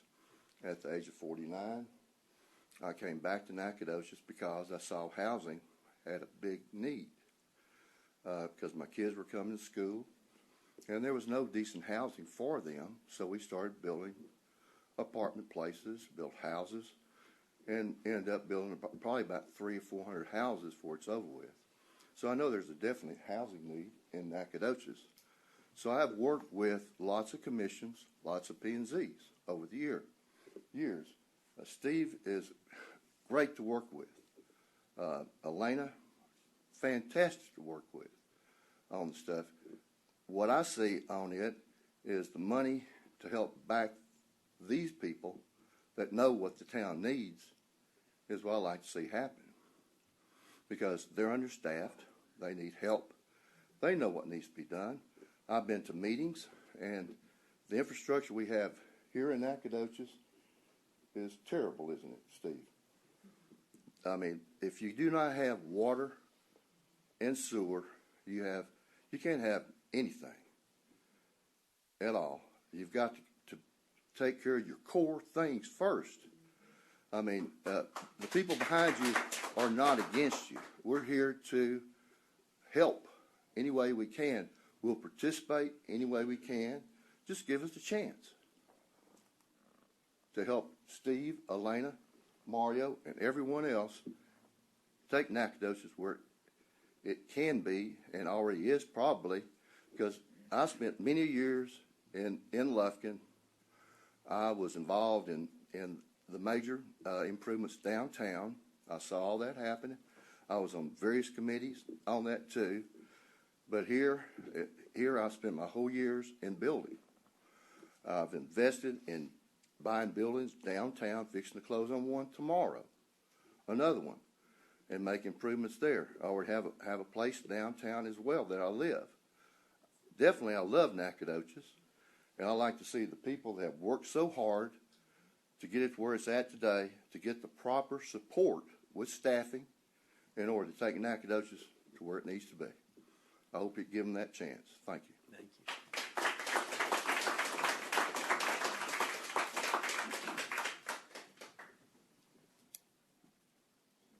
I love it when you come to the podium and you hear someone say, "Oh, God."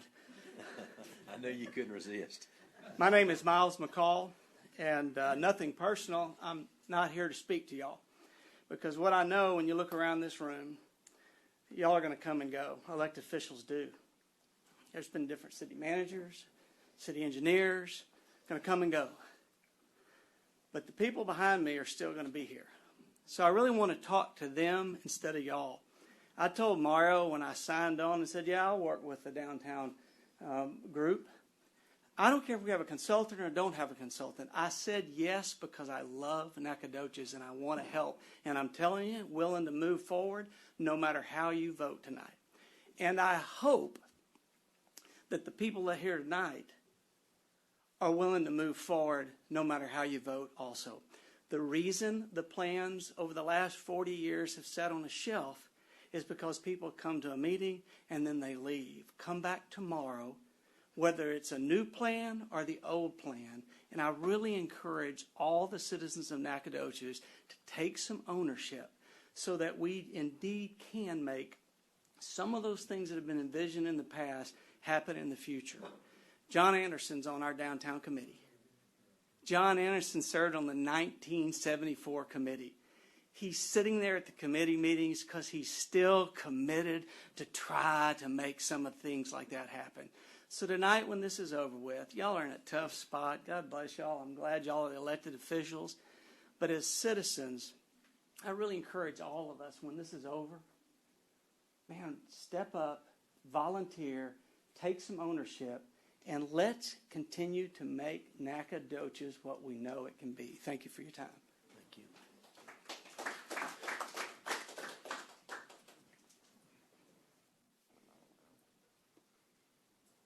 Anyone else?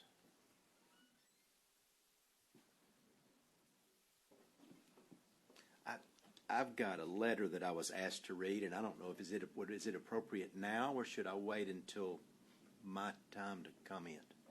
This is from a citizen. It would be appropriate anytime you want to read it. Okay, well, I'd like to read this one if I could. It says, Mario, Jimmy, I'd like for you to state my position on the comprehensive plan. I was initially opposed because of the cost, but the last plan was reviewed over 18 years ago. There could be no better time to have a clear view of our future, considering the effect that I-69 will have on our community. By better understanding our needs, this plan will provide justification for grant applications that will probably eventually offset the cost of the plan.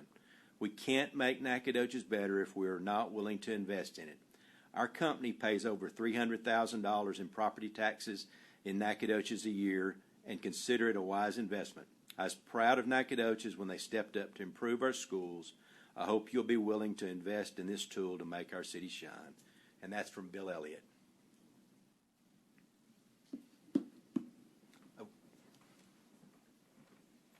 Mayor, I just wanted to clarify one thing that I may not have communicated well to you. The contract does have a hard limit of $450,000, the way it's written.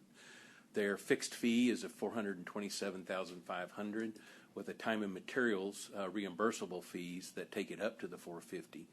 The contract had options that we could engage, which would increase the fee, but what we proposed to you tonight is not those options. So the contract does have a hard limit at $450,000 unless you come back and amend it with the consultant. Thank you. Hold on there. I don't know if we'll have any. Does the council have any questions for Mr. Bartlett or the consultant or anyone? That was my understanding, and thank you for clarifying that. I appreciate it. Any other questions? Comments? Really, no. Okay. Ms. Melanie? I do have a question on that. I was concerned about the. Well, I don't see very many performance parameters. I did see one placed on us, and if and to the extent that the time is extended, 13 to 15 months, or if DTJ's services are delayed or interrupted and have not been completed within this time limitation, compensation for any services rendered during the additional period of time shall be computed as an additional service based on standard hourly rate. So I'm concerned about this. If for some reason we miss 30 days out of COVID, it looks like we've added significant costs. Costs associated with restarting a project after suspension shall be an additional service. Is that not? So it's very, very common language as a consultant, I'll tell you. And that comes from, we've invested a team to do your project. We are not taking another project on to do that right now. And so our team moves forward, and then you decide to halt this in the middle of it, and the consultant's left hanging with a whole series of staff that was dedicated to your project. So those clauses are meant to protect them if we halt this project for any considerable period of time. If we have things like COVID or things that are, and I'm sure there's negotiations that we can do, but the intent of that is to keep us from basically pausing this for a year, then coming back and saying we'd like to restart, and then reasonably so. There could be fees associated with it. Those would be negotiated, quite understandably, before they're ever incurred. Thank you for clarifying. It also doesn't say if the city, it just says if anybody doesn't do anything. Very, very concerning to me. I have other things I'll say later on, but I did want to clarify that piece. Anything else for me, Ms. Ballinger? So estimating the fiscal impact on the city requires an additional fee of $10,500 to $12,500. Is that correct? So yeah, they had proposed to do some fiscal impact analysis, and as you recall, we recently had a lot of that product done by a different firm, and so we have not opted to take that on. We're going to use the data that we have. In fact, provide them that report for use in this. So we have not opted to duplicate that. Okay. So there are several items that we're actually providing them with the information. That's correct. So that, correct. For so them to write the report. That's correct. They come to us and ask for data, and it could be everything from our graphic information service, mapping data, down to old plans, to some demographic information, and then they take all that, research the rest that they need to. So sure, I think in all cases, the client, the customer, the city has some provided items that they have to get from us. If we don't provide those and they have to find them, then it just raises your costs. So what they burden us, if you will, with providing that, because they know we can probably provide it very easily, and it reduces the overall cost, as opposed to making them research that data that's literally sitting in a file here in our office. Which brings me to my next question, which is much of this actual work, data collection, organizing meetings, setting up focus groups, gathering lots and lots of information and reports is going to be done by staff. So will we be requiring additional staff to do this either this year or next year? We have had no discussions, and we don't plan on adding any staff in order to meet the requirements of this contract.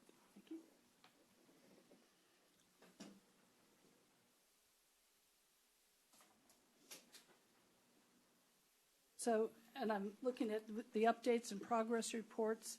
Are they going to be written or delivered orally? Oh, wait a minute. Those are going to be done by the city staff also.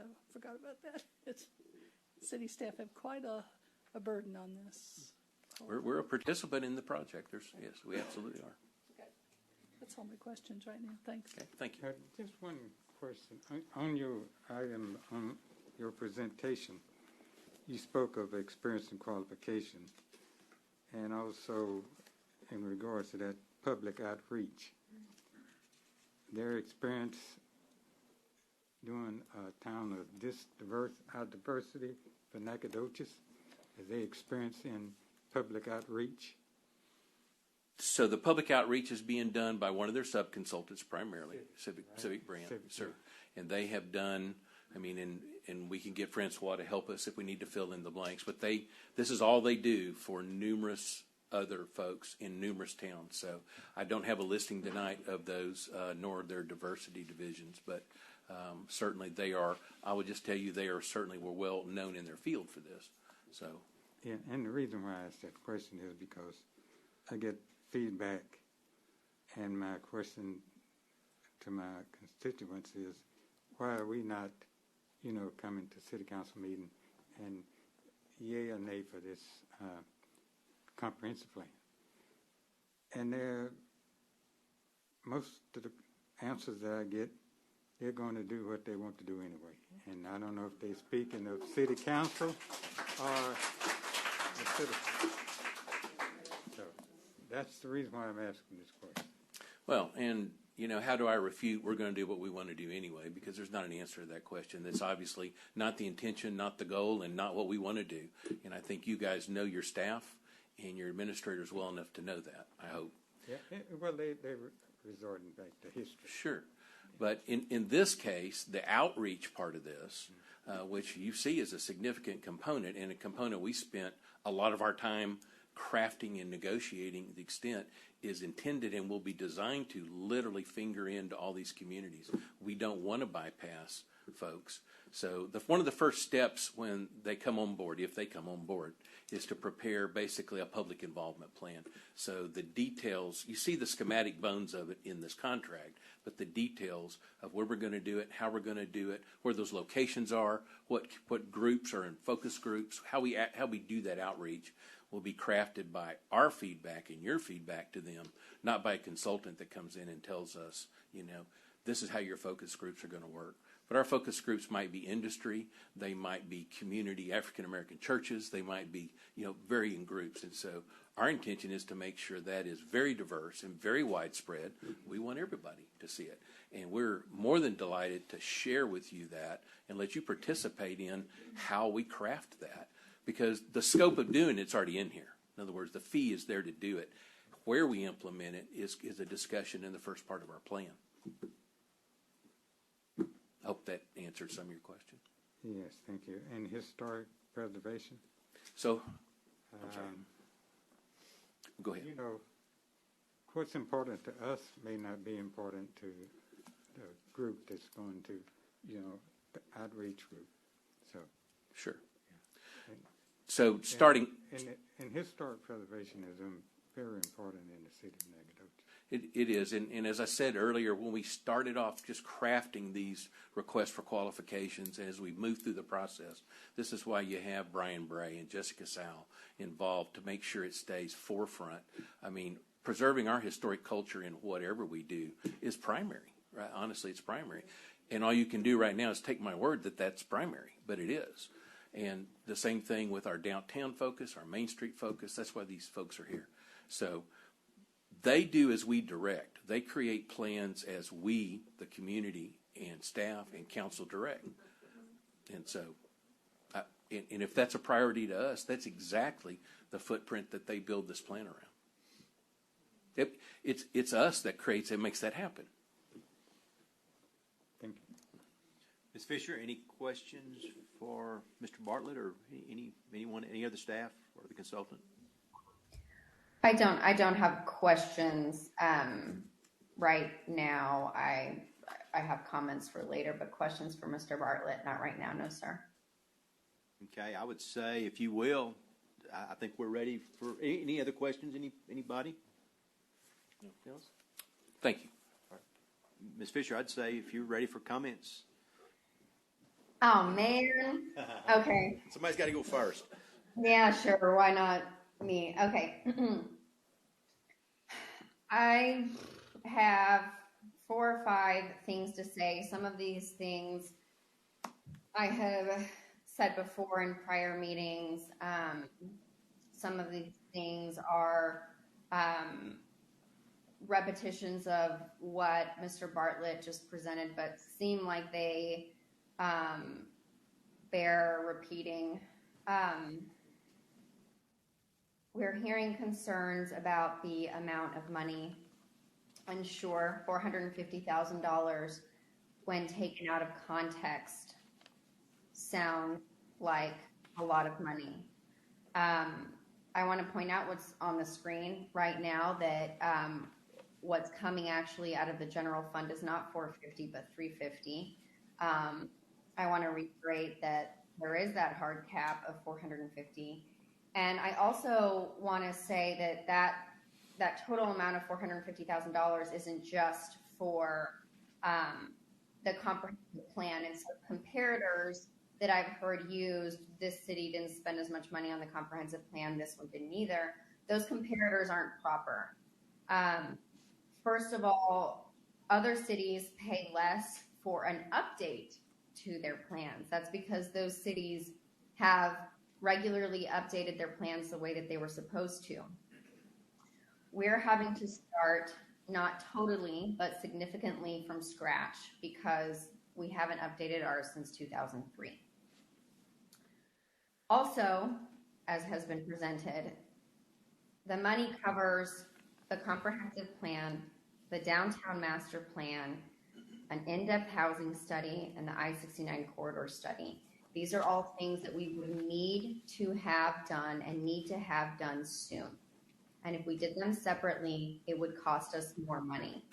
So sure, when $450,000 is taken out of context, like it has been, it does seem like it's a lot of money. But when you put it in context, we're actually saving money. And I want to highlight that what the 25% of the entire budget is being spent on community engagement.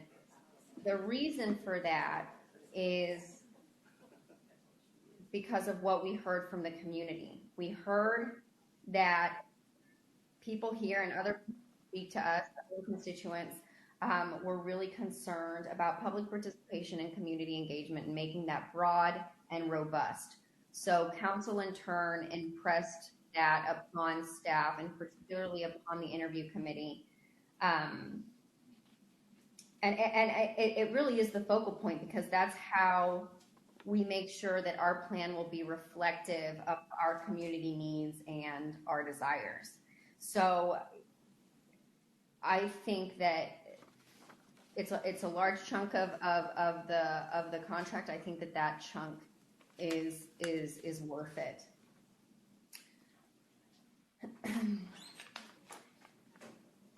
Another thing I wanted to address, just because DTJ, the main consultant, has not worked with a community just like ours, does not mean that they aren't going to do a good job, and it doesn't mean that they aren't the right fit. Those two things don't equal each other. First of all, they have sub-consultants based in Texas, including 2 sub-consultants who are based in East Texas and who not only are deeply familiar with our town, but who have worked with us for many years. I think that DTJ has the expertise to do this comprehensive plan, and the reality of it is that when the list was narrowed down to the finalists, probably when you narrow it down to the last 3, 4, 5 top firms, they've all got the expertise and the experience to do a plan. So beyond that, we look at what their proposals look like to see who has demonstrated a better understanding of our community needs. I met with staff for hours and hours about this, and what's come out of those meetings and those discussions is that this consultant took community engagement more seriously and had a better understanding of how to approach it than the rest of them. And they were also the ones who talked about historical preservation in this community in a deep and specific way. They discussed design guidelines and how that intersects with infrastructure plans. They were frank with staff about where we're lacking, where we can do better. These two things, community engagement and historical preservation, were what we heard from the community that were the most important. And those were the two areas where, based on my conversations with staff, DTJ excelled above the rest. I want to address the fear that I keep saying, maybe not heard so much tonight, but that I've seen elsewhere, fear that a comprehensive plan will change Nacogdoches, it'll destroy its charm, it'll turn us into a Plano or a suburb of Dallas. That's not true. First of all, if we want to stay exactly the way we are, if we want to preserve Nacogdoches' charm, the best way to do that is to have a plan. No plan means that change is going to come and we won't have the ability to control it. And secondly, and the plan, if people participate in it, will be reflective of the community needs and desires. So if we don't want to become Plano, then the plan won't try to make us turn into Plano.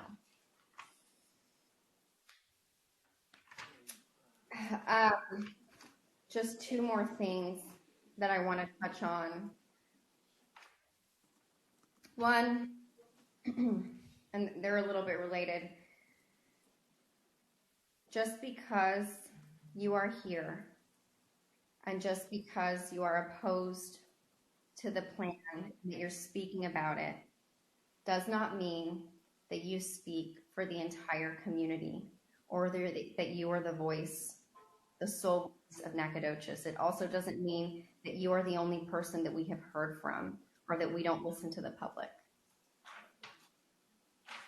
I think that this is an investment in Nacogdoches and in its future. I think that Nacogdoches deserves a professionally prepared and developed plan. I think it's a positive thing. The fear-based misinformation that I've seen floating around has unfortunately gained ground, and that's disappointing. Skepticism and being critical is healthy. Being critical just to be critical is not. Bad faith, unfounded accusations of staff and of council are also not helpful. That's not healthy skepticism or constructive criticism or productive dialogue, and it's harmful to our community. Along with healthy skepticism and constructive criticism and productive dialogue, what there is room for is positivity and hope. There's room for saying, this can be great for our community, and the reason I know it's going to be great is because I'm going to make sure that this plan reflects the needs and desires of our community. I'm going to be involved, and because I'm going to hold staff and council accountable to it. That's all I have to say right now. Thank you. Mr. Anderson, please.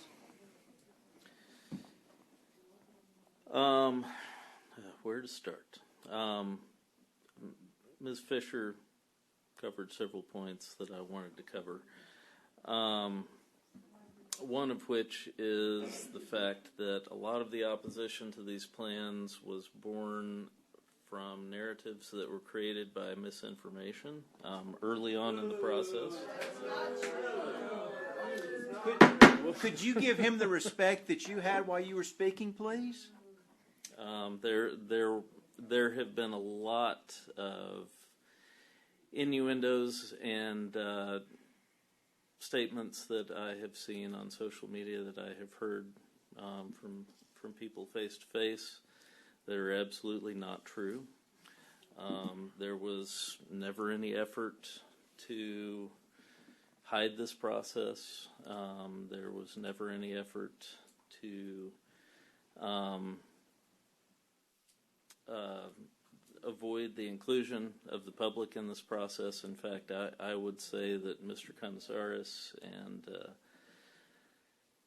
staff have gone out of their way to provide information, to answer questions, to offer various venues and forums in which facts could be given, facts could be received by the public. And I have noticed with a lot of these narratives that the facts that have been given frequently have been ignored. So I think that turned the perception of these plans, of what they are, what they do, how they will be created, what the cost is. All of those things have been muddied through this whole process, and that has brought us to a level of dissent here that that something that I believe is very good for our community never should have seen, quite honestly. To address a couple of the most common arguments, the amount of money that the city is spending. I hear very few people stating that correctly, even though it has been stated correctly publicly many times. The general fund commitment for this is only $350,000. And as a comparison, and I will apologize to Kerry Walker for using this example, but when the city chose to spend $350,000 on an additional brush pickup truck, no one seemed to complain about that. That generates no income. It is an important service for the community, no doubt about that. But the ability of these plans to drive investment in our community, to ensure that our history is preserved and is used properly, to ensure that all of our citizens benefit from the growth and change that are coming. When the previous comp plan was adopted in 2003, I-69 was still a glimmer in everyone's eye. All you have to do is drive south toward Lufkin and realize that it is no longer a glimmer. That is the first major project on the road to I-69 being here. With that means that we have to plan. We have to plan. If we don't plan, then exactly the things that everyone has stated as fears are what will happen. Change without a plan is what you should fear. And I'll leave it at that. Okay. Ms. Bellinger? So first of all, I'd just like to say I value every single city council person and the mayor and everybody here. So I don't want any of my comments to be misconstrued that I don't value them. I want to correct, and I appreciate you all serving for your city. So, and I know how much we're paid. So I'd like to correct a misconception. I know we have talked about this is only $350,000 of the city money. However, the other two sources are both NEDCO and economic development funds.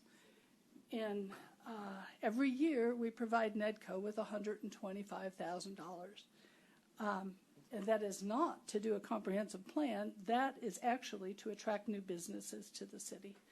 We also have provided money for economic development funds. And when I voted to do that, it was not to put more money into a comprehensive plan, but to have new businesses attracted to this city. And I voted for both those things. I'm discouraged to have them considered not part of the city budget since we actually poured our dollars into that. So it is $450,000 coming out of city dollars, no matter how you shake it. Part of the $450,000, the reason it is so extraordinarily expensive is because we're overlooking so many of our own city assets, including at SFA, so much work that could be done. And as a matter of fact, I talked with people who did both comprehensive plans, particularly the downtown plan, and they brought the cost down by doing quite a bit of work with SFA, keeping dollars locally and then reducing the costs. And that was never considered. We haven't considered other alternatives. We have started with this one plan and stuck with it, which brings me to community engagement.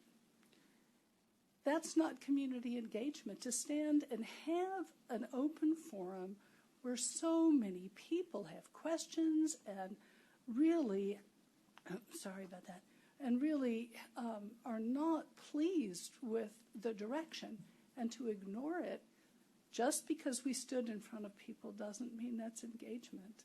As a matter of fact, it's really, at the least, impolite to not consider people's thoughts.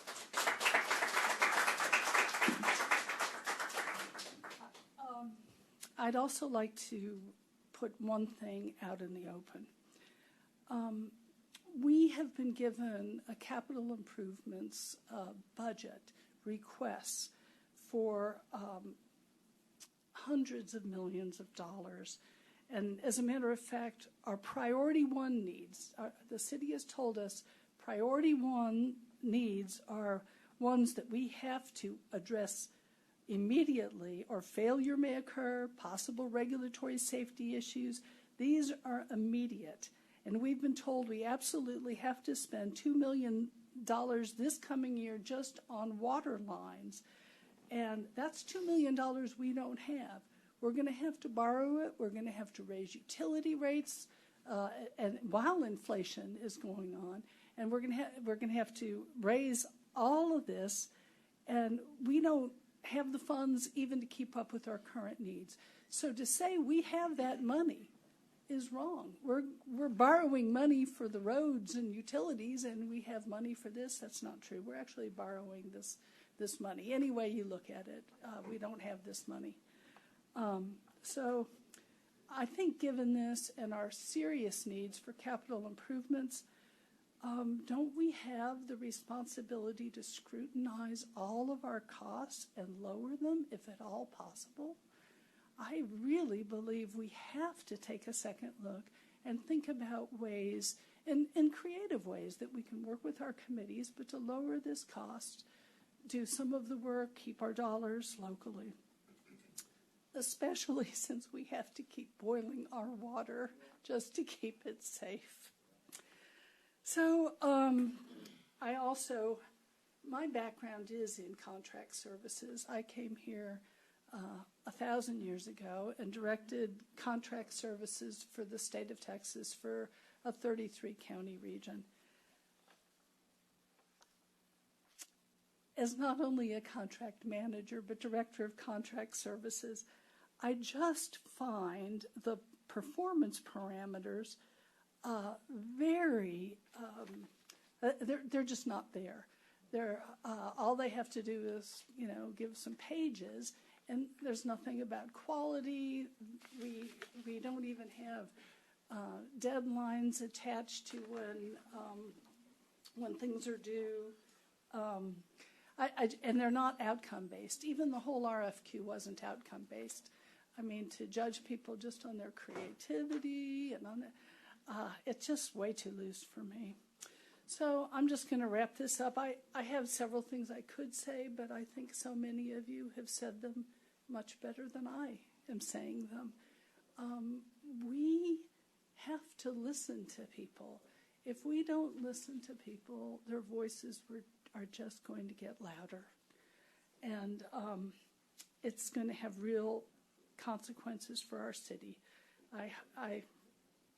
I am grieved that we continue to have people speak and we continue not to listen to them.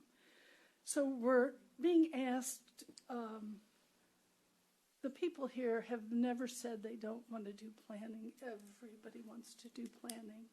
There are multiple alternatives to this contract. This vote's not about the value of planning, but about a contract. So that's really all I have to say. Thank you. Mr. Bolden? Thank you, Mayor.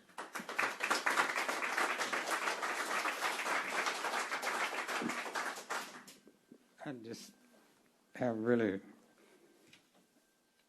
when this plan first started in the development stages, I was real excited about it. But along the ways, it has been a few bruises, needless to say.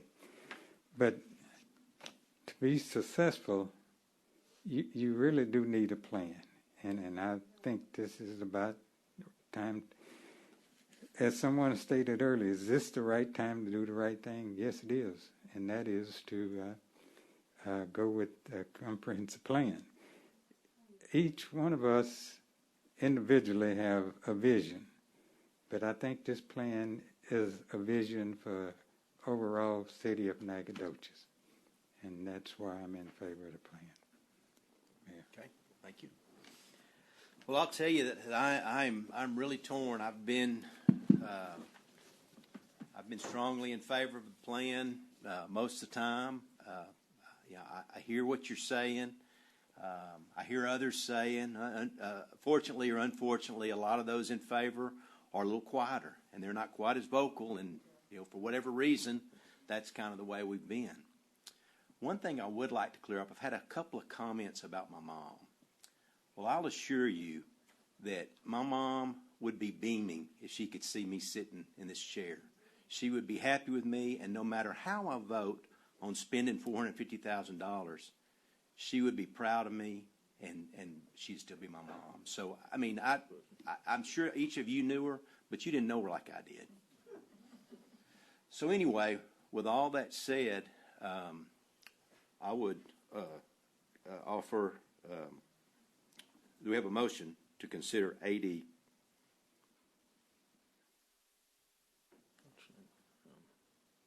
So move. Do I have a second? Second. Any further discussion? Those in favor, signal by saying aye. Aye. Aye. Those opposed? Aye. Thank you. Motion carries. We're adjourned.